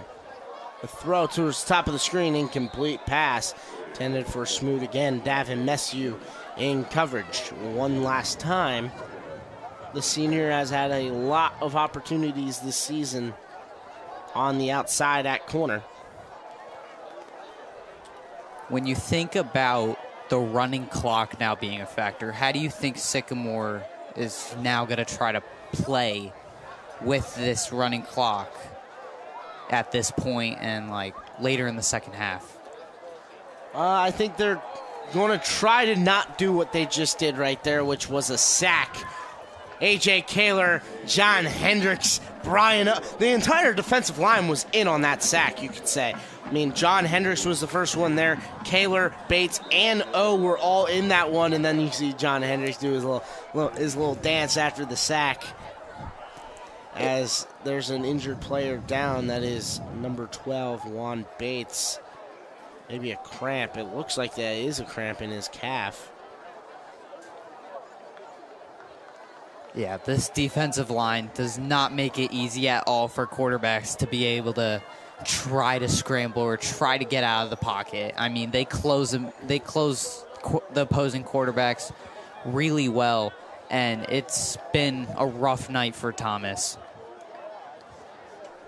A rough night indeed for Thomas, a rough season for Thomas. He has been sacked a lot this year. They decide to go with the nickel formation. They put John Hendricks out there at end with A.J. Kaler and Brian O on the inside. Meadows at the bottom of the screen. Looking to throw. The pass is caught by Meadows, the aforementioned Meadows, and then he is finally tackled by Emerson Bikey and Brandon Birdsong, who spent most of his year on the offensive side. Looks like the Coleraine Cardinals have a 3-point lead on the Hamilton Big Blue, as it is 3-0 for the Cardinals. Timeout there by Sycamore, their final of the half. 4th and 4 at the 44. They need the 40 to get a first down. James, the Comets defense needs something. What can they get here? I mean, coming up end of the half, just hold them. I mean, don't let them get this first down, because if you can get a really good 4th down stop, it might not seem like a lot, but that is a lot of momentum going into the next half. And while they've been playing lights out, it just makes it even better. And ending with a great defensive performance heading into the playoffs, that's exactly what you want if you're this Comet team and if you're a fan.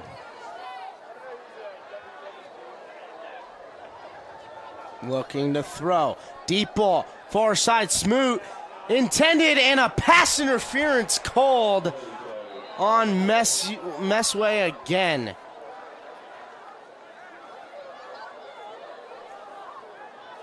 You can see Thomas winding up for that one, throwing it deep. I don't know about that one. That one was a little close.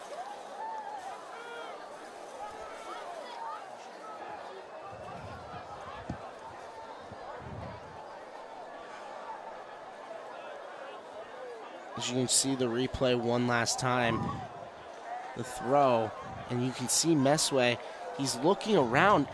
I don't agree with that one there, James. I feel like the wide receiver was already going out of bounds. Exactly. I mean, he kind of had his hands out, but the wide receiver, he was already like basically on the line at that point. But I mean, if you're the Sycamore offense, playing a long ball like that with this little seconds, I mean, it's not that good of a play. I mean, unless you have a timeout on the board because of this running clock. Yeah, the Comets used their use one of their first timeouts. The game clock in the stadium says 0 seconds remaining in the half. I wonder if they called the timeout with a second left. See, maybe the Aviators want to go for a long field goal attempt or maybe kind of a Hail Mary attempt. I would say you put in your nickel defense and you put 3 high safeties. You play prevent here. You're only rushing 3. You're rushing John Hendricks, Juan Bates, A.J. Kaler. And even that, you might just rush 2. Exactly. I mean, when you have those big guys on that defensive line, it's pretty easy for them to get to the quarterback. They're still rushing 3. They have Tristan Newhouse and Kaler at ends. John Hendricks playing nose tackle, playing prevent. 2 safeties stand at the goalposts. The deep ball intended out of bounds. He is way out of bounds when he catches that one, and that one should end the half. And it will. That will end the first half. The Comets offense explode with a 34-point first half. You can see Cannon Berry's amazing run after he fumbles the pitch, takes it all the way to the 11-yard line. He later scores. And then obviously D'Angelo Birch scoring twice so far in this game. The Comets have a 34-point lead. We go to halftime. When we are back, the remainder of the Battle of the Skies and senior night here at Dwyer Field.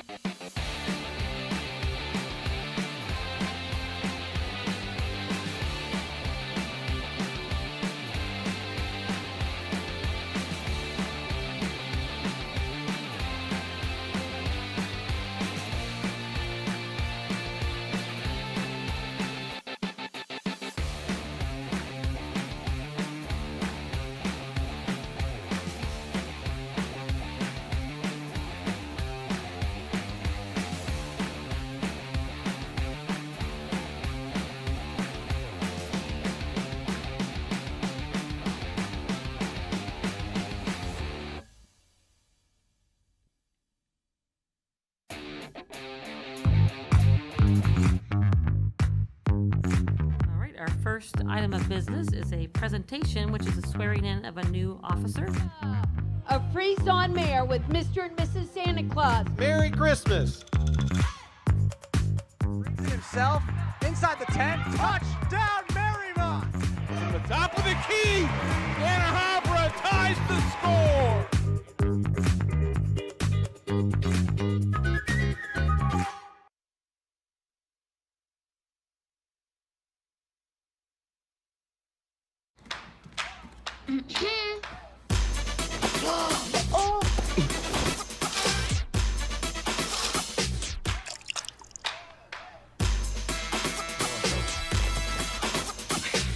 You're not going to get it all right.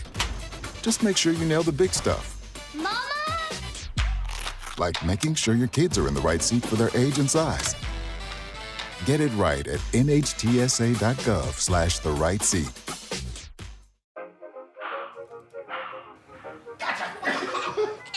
I surrender. All right, pal. Get ready for the day, buddy.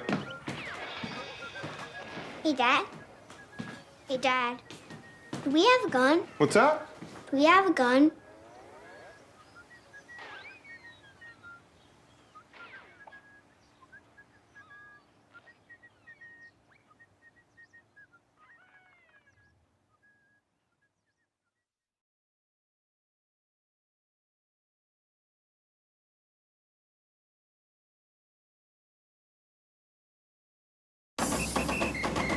If you're buzzed and doing this,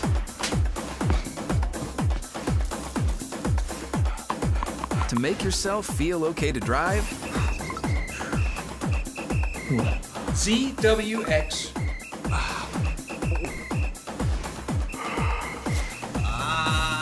you're not okay to drive. YGKLVW. Regular you.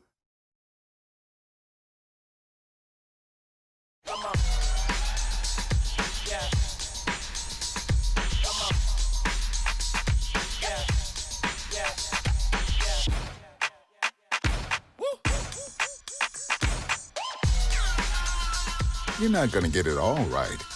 Just make sure you nail the big stuff, like making sure your kids are in the right seat for their age and size. Get it right at nhtsa.gov/the-right-seat. All right, I'm in the house. Okay, what do you see? Nothing yet. Hold on. I think I just heard something. I'm heading upstairs. Okay, I am almost there. I'm in the bedroom. Okay. Oh, shit. It's not here. What? The gun's not here. What do you mean? Where is it? Cameron, are you in there? Open the door. Cam! Come on, Cameron. I don't think that many kids in my son's school even do it. He makes fun of his friend who vapes. He would never try it. She's into soccer. She's on the honor roll. She's just not the type. No way. No way. No way. No way, my kid would never vape. Get your head out of the cloud. Today, nearly 8,000 kids will start vaping, maybe even yours. Learn about the dangers at talkaboutvaping.org.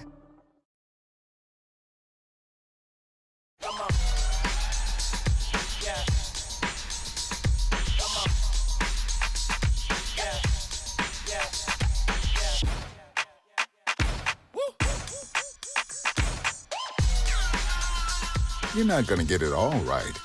Just make sure you nail the big stuff, like making sure your kids are in the right seat for their age and size. Get it right at nhtsa.gov/the-right-seat. All right, I'm in the house. Okay, what do you see? Nothing yet. Hold on. I think I just heard something. I'm heading upstairs. Okay, I am almost there.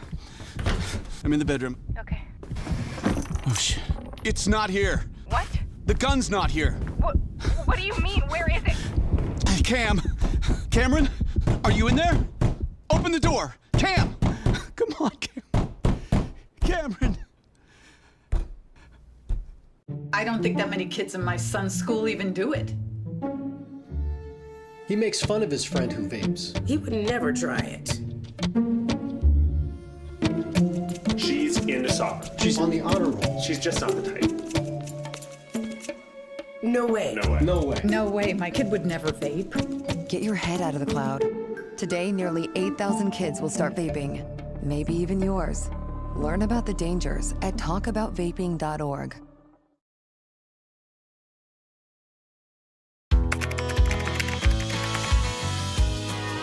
How you doing? Hey, Mason. Hey, Mason.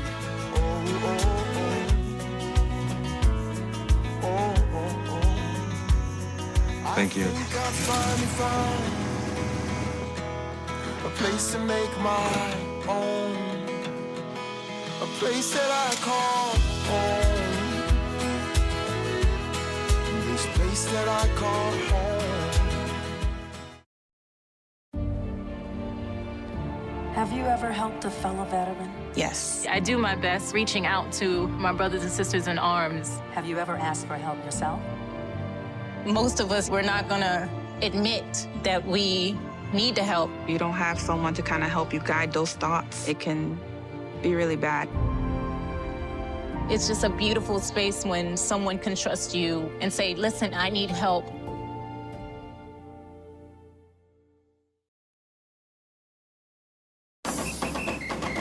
If you're buzzed and doing this,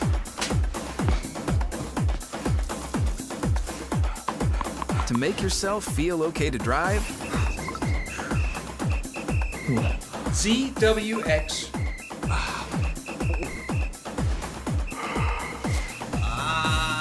you're not okay to drive. YGKLVW. Regular you. People couldn't see my potential, so I had to show them. I've run this place for 20 years, but I still need to prove that I'm more than what you see on paper.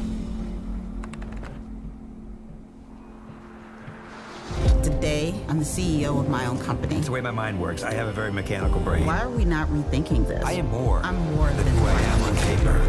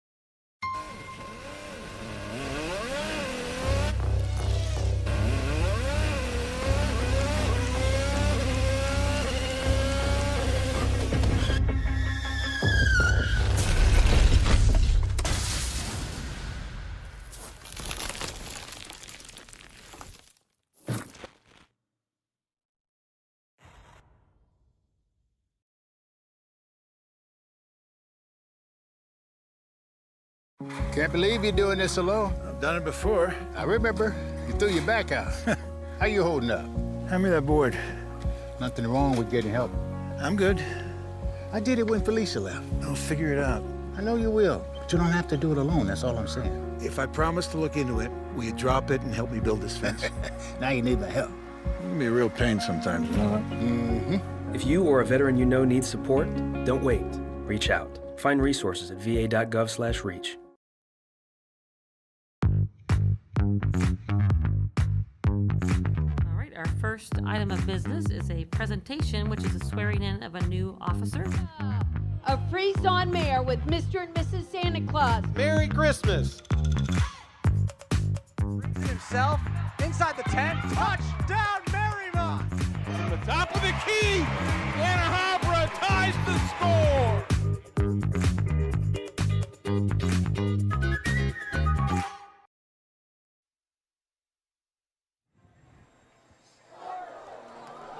We welcome you back here. A little halftime recap as the first handoff to Torian Wiggins goes the distance for a Comet touchdown. That's how the brigade of Comet touchdowns started here today. The run to Alex Noggle. The great run through the middle. Offensive line playing great tonight. And, yeah, they've just been able to keep this defense a hold. Then D'Angelo Birch, one of his 2 touchdowns on the night. A quarterback draw that he takes the distance himself. A great block there by Lennon Aguilar on the edge. And then we are going to go ahead. We have a sideline report for Daniel Panetti here. We'll go ahead and send it down to him. Daniel, what you got? Thanks, guys. I was out on the Mason sideline for most of the first half there, and I got to talk to Jamie Martin, the receiver of the Mason Comets. He told me they're experimenting with the running back Brandon Birdsong and moving him into the secondary at cornerback. Birdsong, who's mainly been a running back, has that athletic threat of being in the secondary, and with a Comets secondary that's been struggling this season, he could potentially bring a spark to what this team could need going into the playoffs. As well, Dylan Matthews, an offensive guard, a right guard going in on kickoff there in the first half. Rarely do you see an offensive lineman getting in that case. The sideline was going crazy for him. The black hole was chanting his name. After the kickoff, he came back out to the sideline, arms ablaze, having all the fun in the world that you could have on senior night. The fans and the team were having such a great moment with him. It's what you love to see on football. Your last regular season game, you're able to have that moment. Awesome dare for Dylan. Send it back to you guys. Thank you, Daniel. As we'll go ahead, and that's the end of the halftime report here. We'll head to another break when we get back here. The remainder of the game, second half action here at Dwyer Field. How you doing? Hey, Mason. Hey, Mason.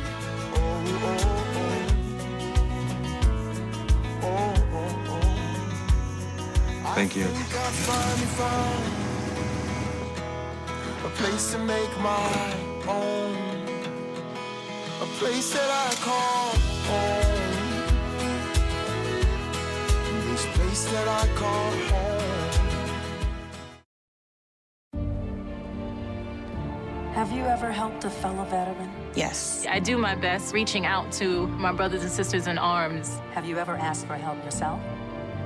Most of us, we're not gonna admit that we need to help. You don't have someone to kind of help you guide those thoughts. It can be really bad. It's just a beautiful space when someone can trust you and say, listen, I need help.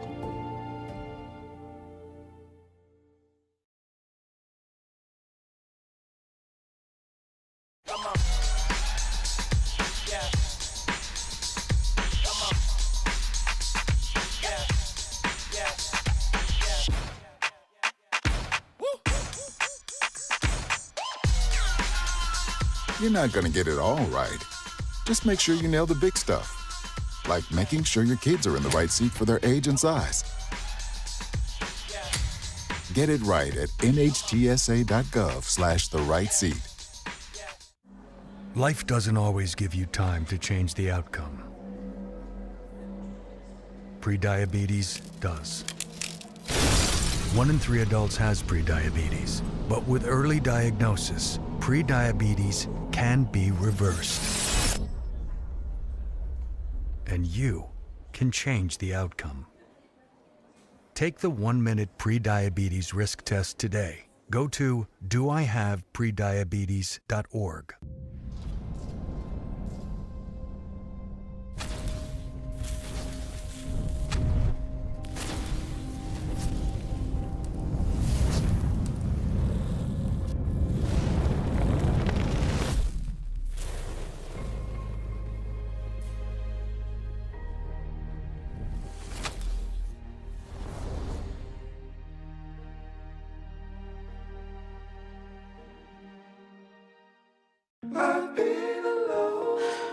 I wonder if you know that I want the best for you.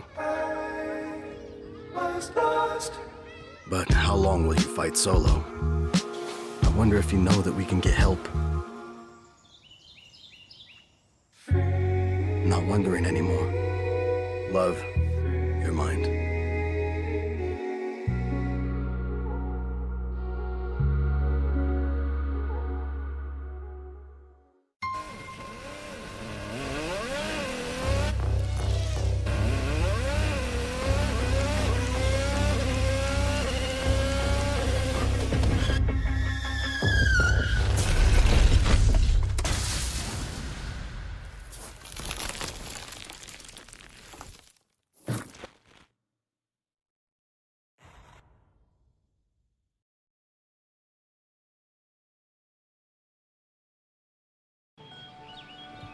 Be right there.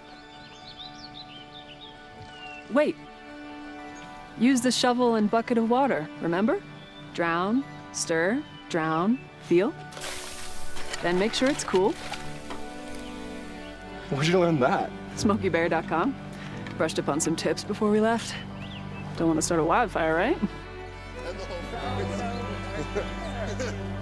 Only you can prevent wildfires. People couldn't see my potential, so I had to show them. I've run this place for 20 years, but I still need to prove that I'm more than what you see on paper. Today, I'm the CEO of my own company. That's the way my mind works. I have a very mechanical brain. Why are we not rethinking this? I am more. I'm more than who I am on paper.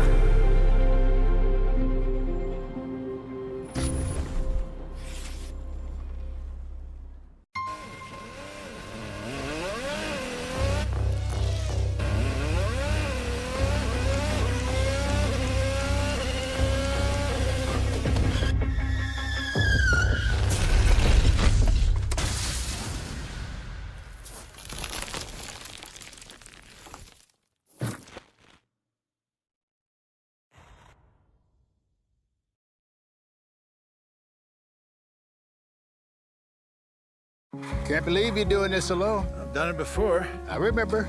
You threw your back out. How you holding up? Hand me that board. Nothing wrong with getting help. I'm good. I did it when Felicia left. I'll figure it out. I know you will, but you don't have to do it alone, that's all I'm saying. If I promise to look into it, will you drop it and help me build this fence? Now you need my help. It can be a real pain sometimes, you know that? Mm-hmm. If you or a veteran you know needs support, don't wait. Reach out. Find resources at va.gov/reach.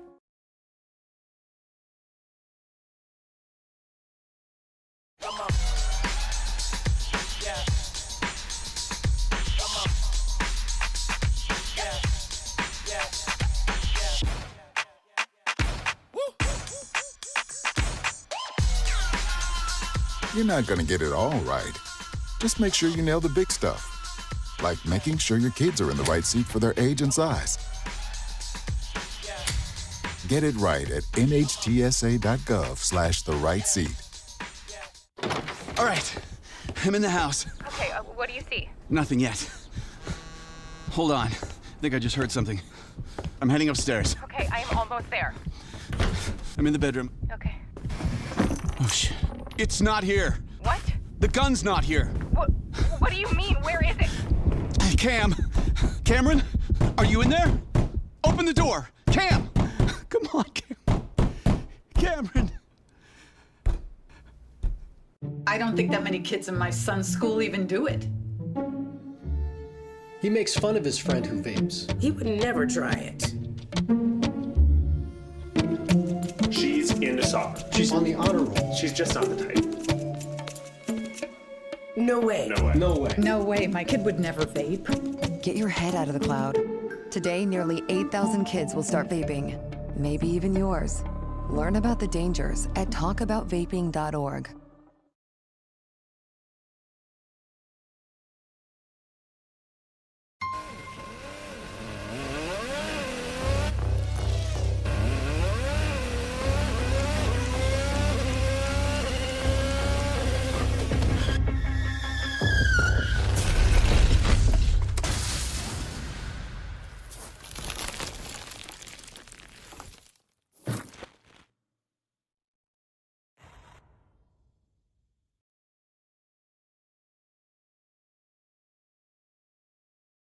Can't believe you're doing this alone. I've done it before. I remember. You threw your back out. How you holding up? Hand me that board. Nothing wrong with getting help. I'm good. I did it when Felicia left. I'll figure it out. I know you will, but you don't have to do it alone, that's all I'm saying. If I promise to look into it, will you drop it and help me build this fence? Now you need my help. It can be a real pain sometimes, you know that? Mm-hmm. If you or a veteran you know needs support, don't wait. Reach out. Find resources at va.gov/reach.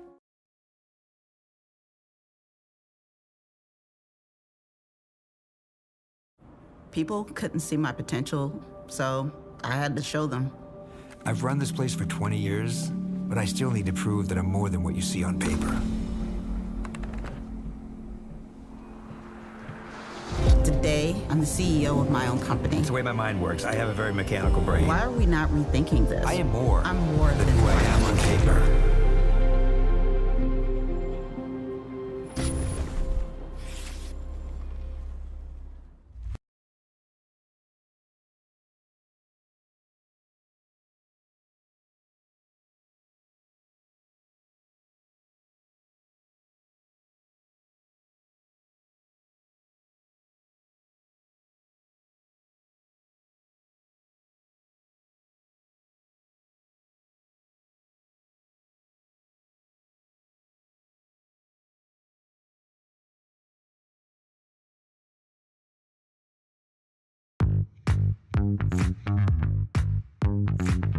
Our first item of business is a presentation, which is a swearing in of a new officer. A Frise Mayor with Mr. and Mrs. Santa Claus. Merry Christmas.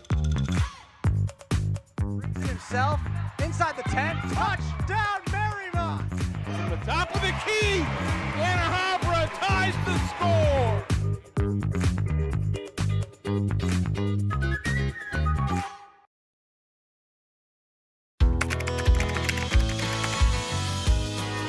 How you doing? Hey, Mason. Hey, Mason.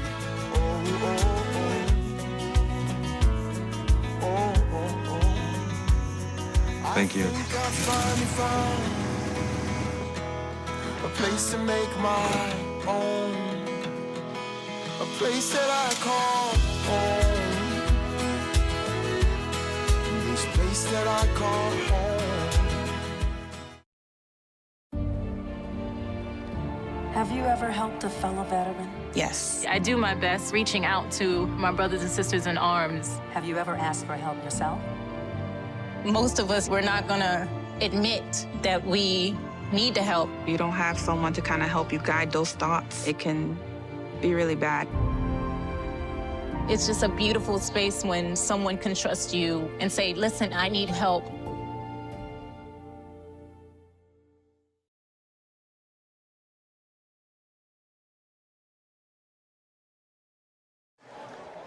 We are back here at Dwyer Field. The Comets have a outstanding lead, 34-0 over the Aviators in the Battle of the Skies senior night here at Dwyer Field. I'm Trevor Rose here with my broadcast partner, James Froelich. James, the game has been all Comets, really, and that's all you can really say. Oh, yeah. I mean, during this past first half, this Comet offense has been electric.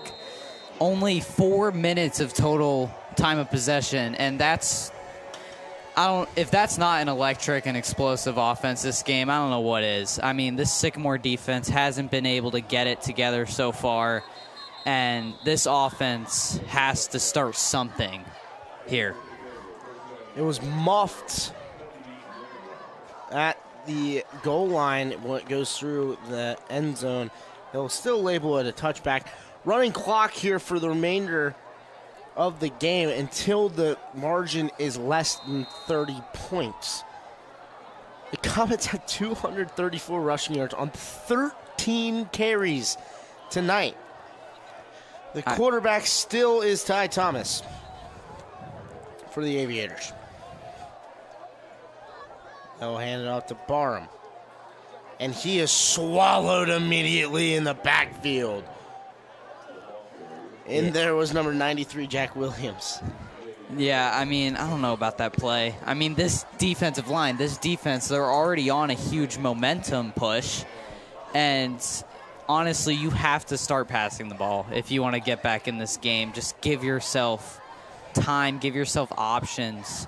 Because as you see there, I mean, this defensive line is able to light up any single run play.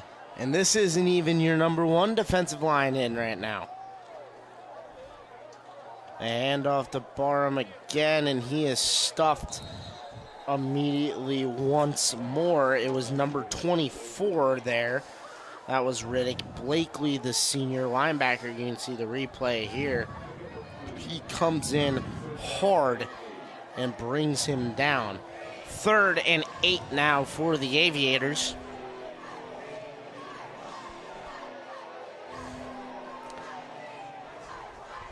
Two receivers to the bottom of the screen, one to the top, and a tight end wing. One running back in the backfield, that's Branham. Looking to throw. The throw across the middle, incomplete. Intended for Meadows at the top of the screen.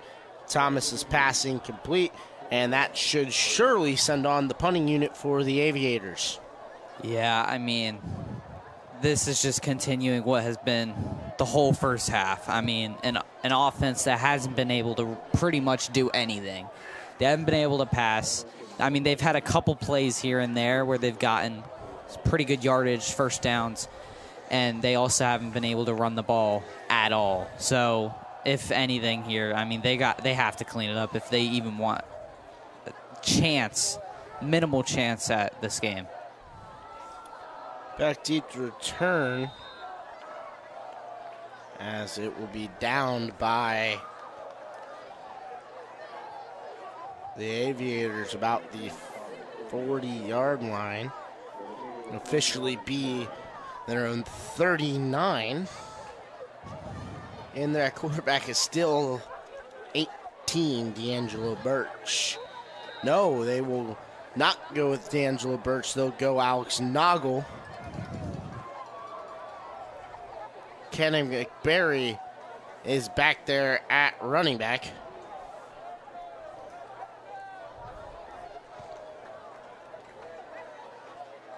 Noggle.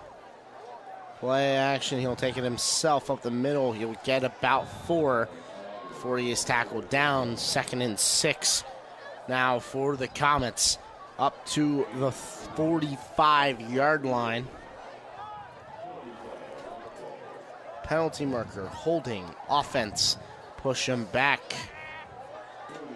It'll be 1st and 20 now. It was called, it looks like, on Aiden Sheehan, number 85.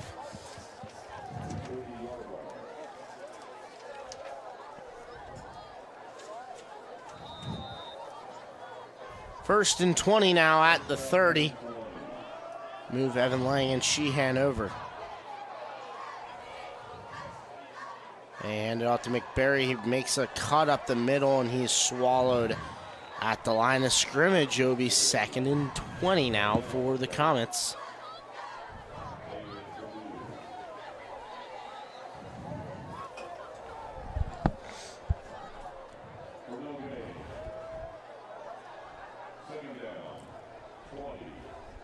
Second and 20, Noggle still in at quarterback, and McBerry to his hip. Noggle looking to pass. It will be a screen to McBerry. He has a lot of green grass. He makes one man miss, and now he's close to a 1st down. They'll mark him down about the 47-yard line. It will be 3rd and 3 for the Comets. I mean, when you look at this replay, he's been one of the most explosive players of the night, and they're just going to keep giving him that ball because he's one of the players of the game right now. Noggle gets the 1st down on the quarterback power. Powers through, gains about 5. 1st down for the Comets. They've scored on every single offensive drive today. This one is probably their longest offensive drive today. Yeah, I mean, when they've had such good field position, it makes sense why they've had this little possession time and just lots of points on the board. Offsides on the Aviators. It'll be 1st and 5 at the 38 of the Aviators. Silly at the bottom of the screen. At the top of the screen, number 2. A handoff to McBerry. McBerry tries to make something. He'll finally get thrown over after a gain of about 3. It'll be 2nd and 2 now.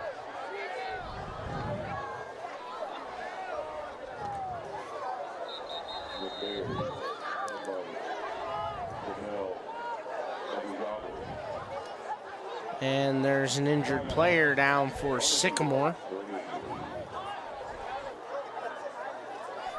Right at the 35-yard line, 5:54 remaining in the 3rd quarter.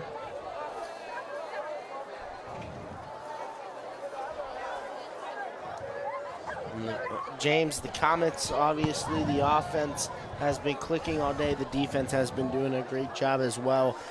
If you're the Comets here, you're 2nd and about 2 or 3 yards. Are you going pass here, maybe try to deep ball, maybe try to break a top over the offense, or are you just trying to get the 1st down? I mean, you could kind of go anything here. I mean, whatever you do, the clock will keep running unless you get a touchdown. But I'd say you just try to get that 1st down. Just keep working the clock maybe a little more plays, more possession time. Make this Sycamore defense just kind of stay on their heels a little bit. Honestly, I am all for a deep ball attempt here for the Comets. If they can maybe try to get a deep ball to work, as the injured player was number 99 for the Aviators.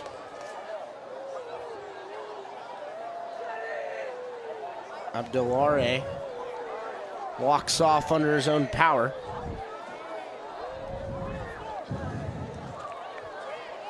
The offense is set and ready to go. Noggle's still at quarterback. They subbed out the senior Birch. His night is more than likely done as Noggle set. Looking to throw. Caught by Silly. He gets a first down and more. He is finally tackled down at the 27-yard line, 28-yard line. First down now for the Comets. 5:30 remaining in the third. The Comets offense, they've kind of spread it out, kind of went more 12 formation with 2 receivers, 2 tight ends in the game, and they've been really handing this ball off mostly to McBarry or keeping it with Alex Noggle. Yeah, I mean, McBarry, he's been great all game. Why not keep giving him the ball? I mean, as you see here, he keeps making men miss. There he goes, McBarry. He's finally tackled at the 5. He had 2 aviators in his face pretty much at the line of scrimmage, made both of them miss, and he gets to the outside and gets inside the red zone, inside the 10-yard line.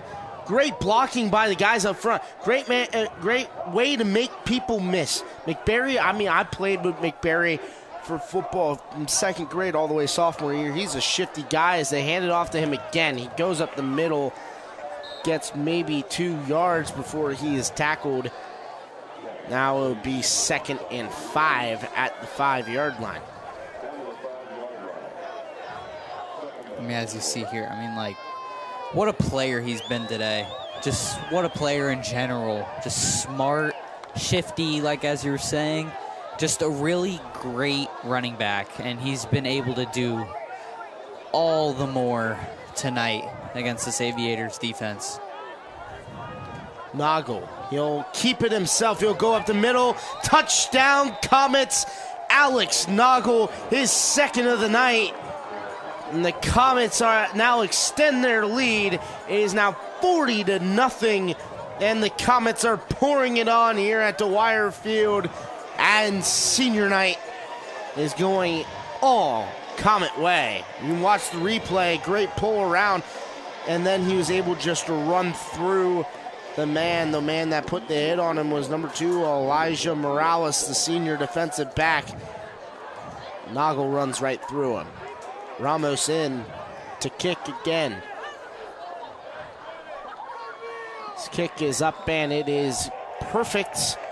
Right through the upright, splits it 41-0 is the Comet lead. 3 minutes and 22 seconds remaining in third quarter. 19 rushes, 276 yards for the Comets. I mean, this Comet offense, they've been unstoppable today. I mean, when it comes to this offense, the way that they're able to move around in different parts of an offense, a play style, been able to run the ball, been able to pass a little bit here and there today, but today it's been mainly running the ball, pounding the football at this defense, tiring them out, and it's been working all game.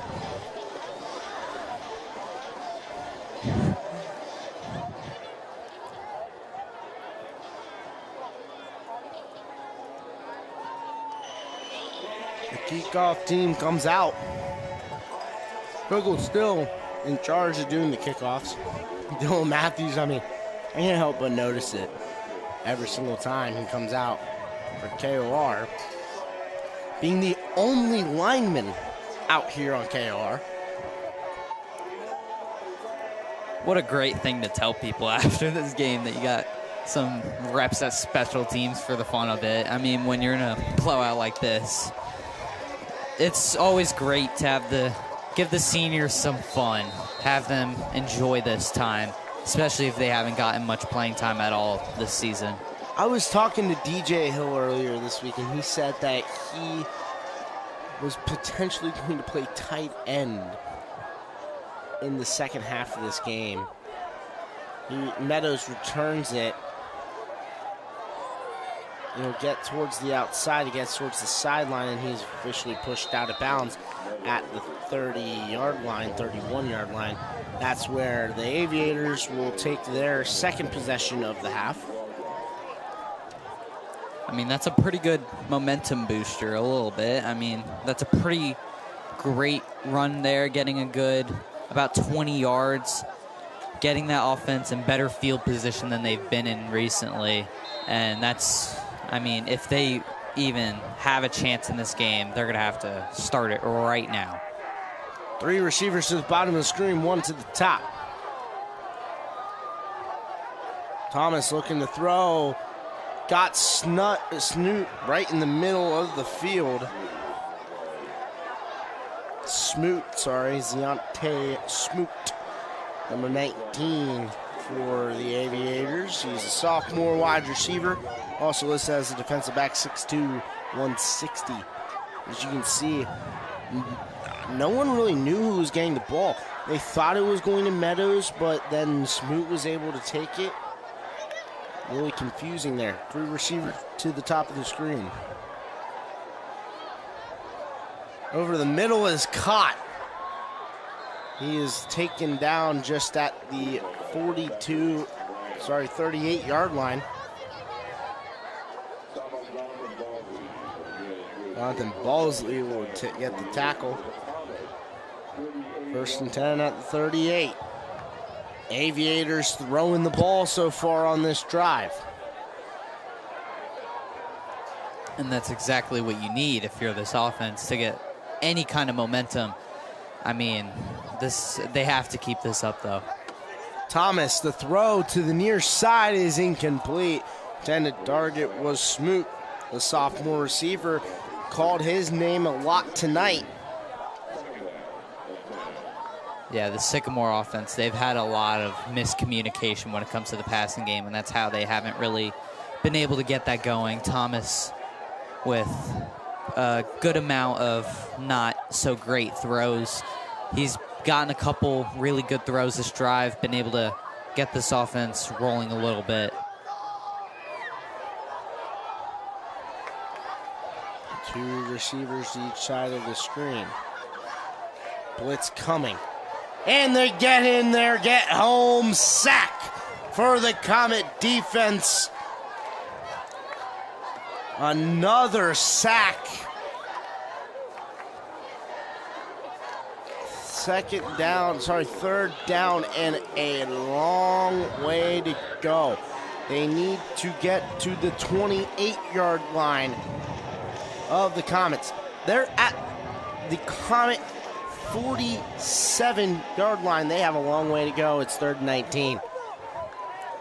Yeah, I mean, that sack, it's really takes away all that momentum that you kind of build up that drive. And when you're against a defense like this, it's tough as an offensive line that's been struggling all year with being able to protect the quarterback, as you were saying earlier in the first half about him being sacked a lot this season, that it's been tough for the Sycamore offensive line tonight. And that will be the end of the 3rd quarter. The clock ticked all the way out.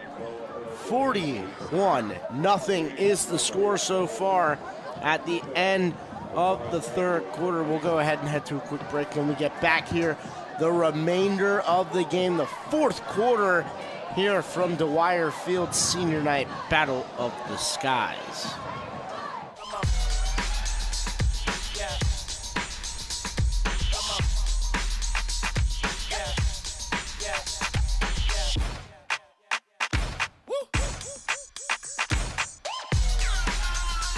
You're not going to get it all right. Just make sure you nail the big stuff, like making sure your kids are in the right seat for their age and size. Get it right at nhtsa.gov/the-right-seat. All right, I'm in the house. Okay, what do you see? Nothing yet. Hold on. I think I just heard something.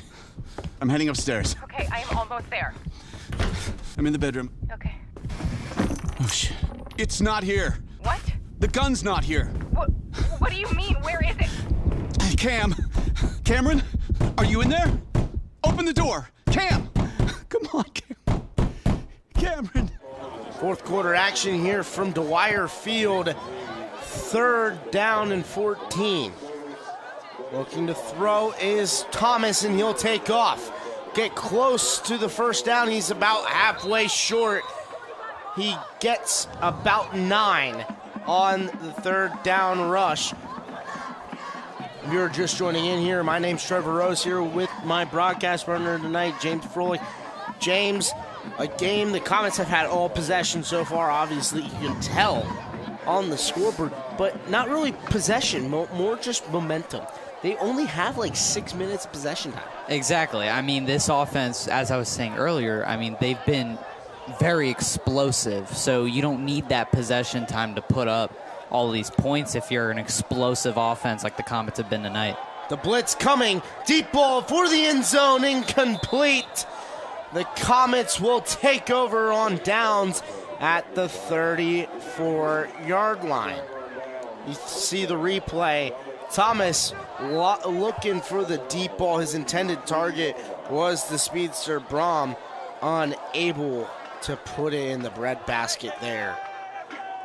So we're going to go ahead and give some score updates.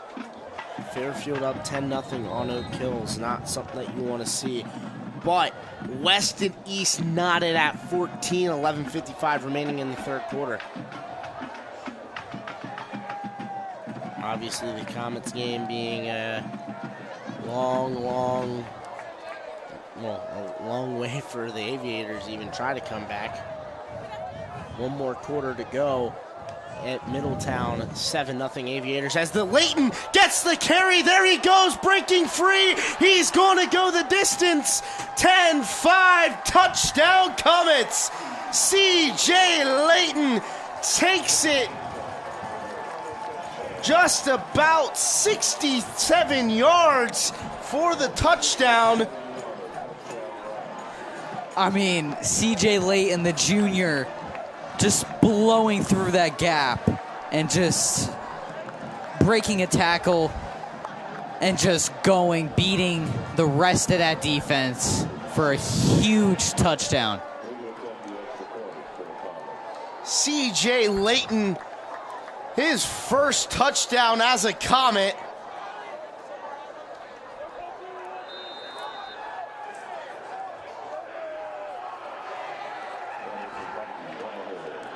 And the Comets lead 47-0 pending the extra point from Ramos. Snap to put down, the swing of the leg is through, but penalty marker on the field. It was offsides. They blow it dead.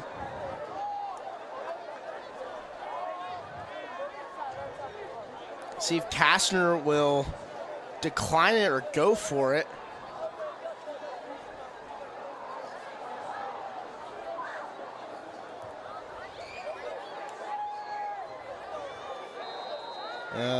Go ahead and decline it, and then Ramos will redo it. 343 rushing yards for the Comets on 20 carries. They're averaging close to 17 yards a carry as that one is up and perfect. 48-0 is the Comet lead over the Aviators. 9:15 remaining in the game. 8 minutes and 26 seconds of possession time for the Comets tonight. I mean, this is the reason the Mason Comets are the #1 rushing offense in the GMC with 188 yards per game when it comes to the running game. And it's because they do it a lot. But being able to do it with your backups on senior night in a blowout like this, it just makes the momentum so much more, exciting. Especially when you're heading into the playoffs in a game like Battle of the Skies, this huge rivalry. Another score update. Ryder Hooks goes 54 yards for a Lakota East touchdown. 21-14 is lead for East. 7:13 remaining in third quarter. If those stand, Lakota East can secure their first win over Lakota West in just about 6 or 7 years, maybe 8 years.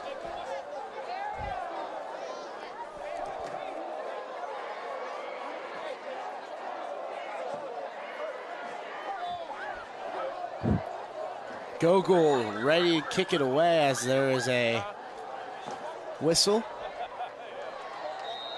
And now another whistle, and they're good to go.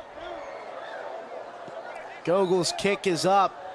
Be fielded by Meadows out of the back of the end zone for a touchback.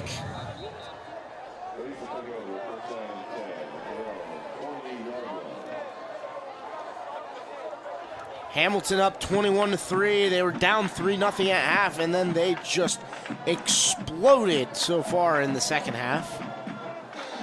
Elder has a 21-0 lead in their game. GCL winners, knocking off Moeller, St. X, and LaSalle this season. Obviously, the game that no one expected, really. If you go talk to anyone that watches the GCL, was a upset for Elder to beat Moeller. Elder finishes the season, their game actually turns final. 10-0 is their record. They have clinched the number 1 seed in Region 4. Thomas looking to throw, has a lot of pressure. It's a screen pass to Barnum. And Branham, he'll get maybe 1 yard, and that's what they will knock it up to be. 2nd and 9 now for the Aviators.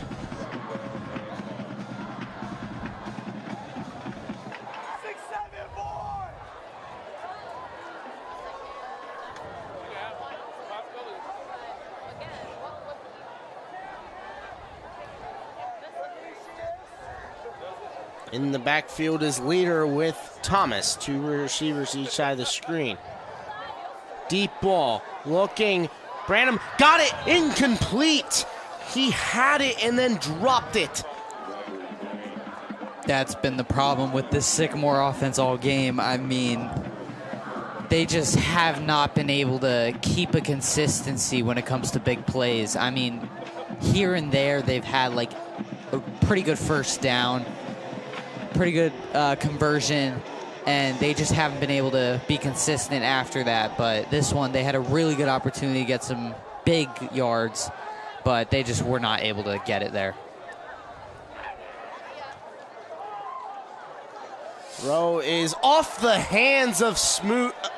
Another incompletion for the Aviators, both off of the hands of the intended receiver. You see that one again. Catch, step, throw from Thomas right to the hands of his intended target. And here comes the punting unit for the Aviators. No, they're going to keep the punting unit on the sidelines. They'll go for it. Thomas. 2 receivers to each side of him. They call off sides on the far end. I don't even think he moved. He may, I mean, you could see that he twitches a little bit, but I don't think he ever went across that line of scrimmage. I mean, yeah, he was fixing his position, it looked like. It looked like he was just fixing the way his foot was planted in the ground. That's a pretty surprising call here. Maybe they call it on at the top of the screen on number 82, Chris Hubbard, playing in corner. 3 receivers to the top of the screen, looking to throw. Throw is caught by Meadows. He gets the first down and more. Finally tackled. He lost the ball. Goes out of bounds. Still be a first down, though, for the Aviators. Meadow hobbles off the field. He looks injured. See the catch, step, throw there by Thomas. Caught, and man, they're lucky right there that number 19, Smoot, didn't get called for pass interference. If he was 2 seconds early, that could have been called a pass interference. Yeah, I mean, that would have fell down into the category that's been pretty full all night about the miscues and the miscommunication. And in there for the sack. That's number 37, Cash Harris, the junior defensive end, to get his first sack of the night.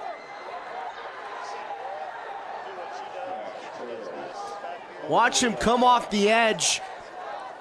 he gets held pretty much on the edge, but able to get the sack. 2nd down and 15 now at the 35-yard line. I mean, what a game for this Comet defense. I mean, you could not be playing any better. Just shutting them out. Big rivalry game. It's just been a great night for this Comet team overall. To the outside is Smoot. He has plenty of green grass in front of him. Cuts back inside and is tackled close to the first down marker. Will they give it to him? No, they will not. He's at yard short at the 49-yard line. Wonder if the Comets will dial up some pressure here. See if they can get a tackle for loss on 3rd and 1.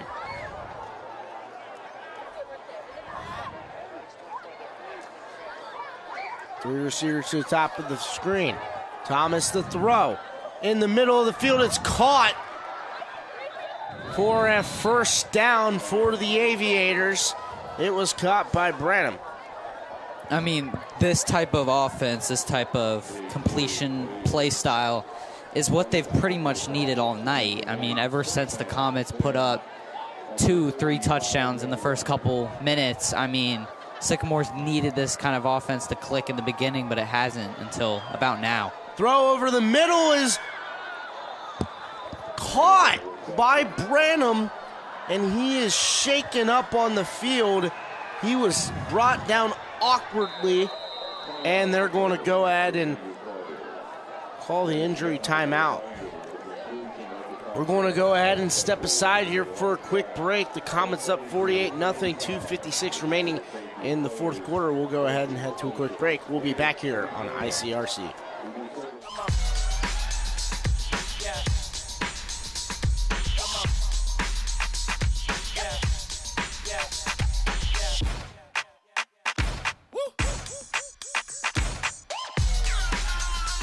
You're not going to get it all right. Just make sure you nail the big stuff, like making sure your kids are in the right seat for their age and size. Get it right at nhtsa.gov/the right seat. All right, I'm in the house. Okay, what do you see? Nothing yet. Hold on. I think I just heard something. I'm heading upstairs. Okay, I am almost there. I'm in the bedroom. Okay. Oh, shit. It's not here. What? The gun's not here. What do you mean? Where is it? Cameron, are you in there? Open the door. Cam! Come on, Cameron.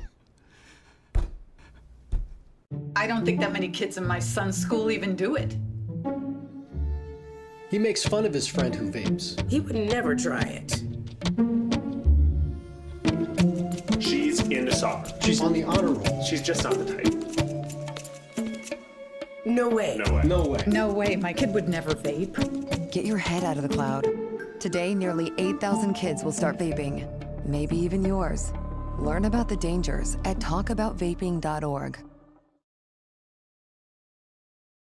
We are back here at Dwyer Field. We take another look at the play that had the injured player down. A beautiful throw by Thomas, a beautiful catch, and you can see how awkwardly he goes down on his knee.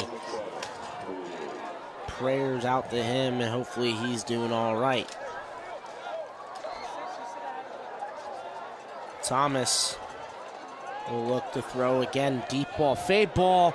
Incomplete over the head of the intended target. It was number 18, Braylon Walker. Sorry, that'll be number 12, Brady Egan, the senior. I mean, plays like that have been the problem for this offense all game. I mean, I know I keep saying it, but Ty Thomas, he hasn't had that great of a night. I mean, there's been a lot of open throws that he's just missed, not been able to complete. And this whole Sycamore offense as a whole has not been able to click at all tonight. Thomas to throw again, wide open target. It's caught. It was Egan again. And that will be a touchdown for the Aviators. That will put the lead to 42, pending the extra point for the Aves. They're going to go ahead and just run the rest of this clock. A minute 44 remaining, as you can see the Aviator student section. Thomas, a beautiful throw. The corner falls down, covering Egan. Going for 2 are the Aviators to cut the lead to 40. Thomas looking to throw, throws rushed, incomplete pass. It will be 48-6. Minute 13 remaining in the fourth quarter. The Comets on their way to another victorious outcome. They won last week. They are going to look like win tonight.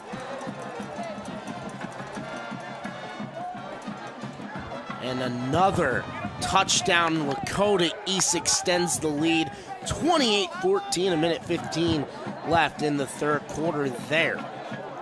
7-6 is the score at Princeton between the Middies and the Vikings. 8 minutes and 31 seconds remaining in the fourth quarter. Princeton touchdown, the extra point got blocked by the Middies.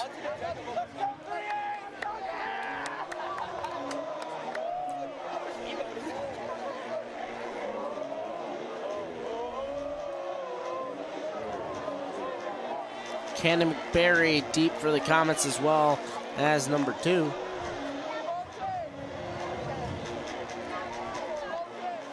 Back to what you were saying about coming off, about this Comet team possibly getting a second straight win tonight.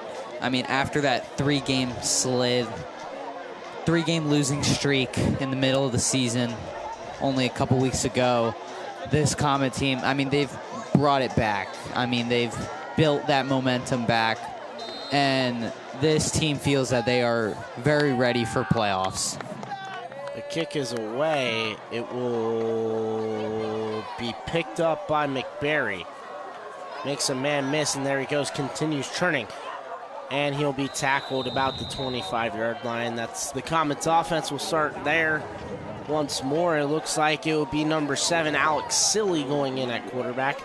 Score update, Fairfield still on top of the Highlanders, 10-0 at the end of the third quarter. They're heading into the fourth quarter now.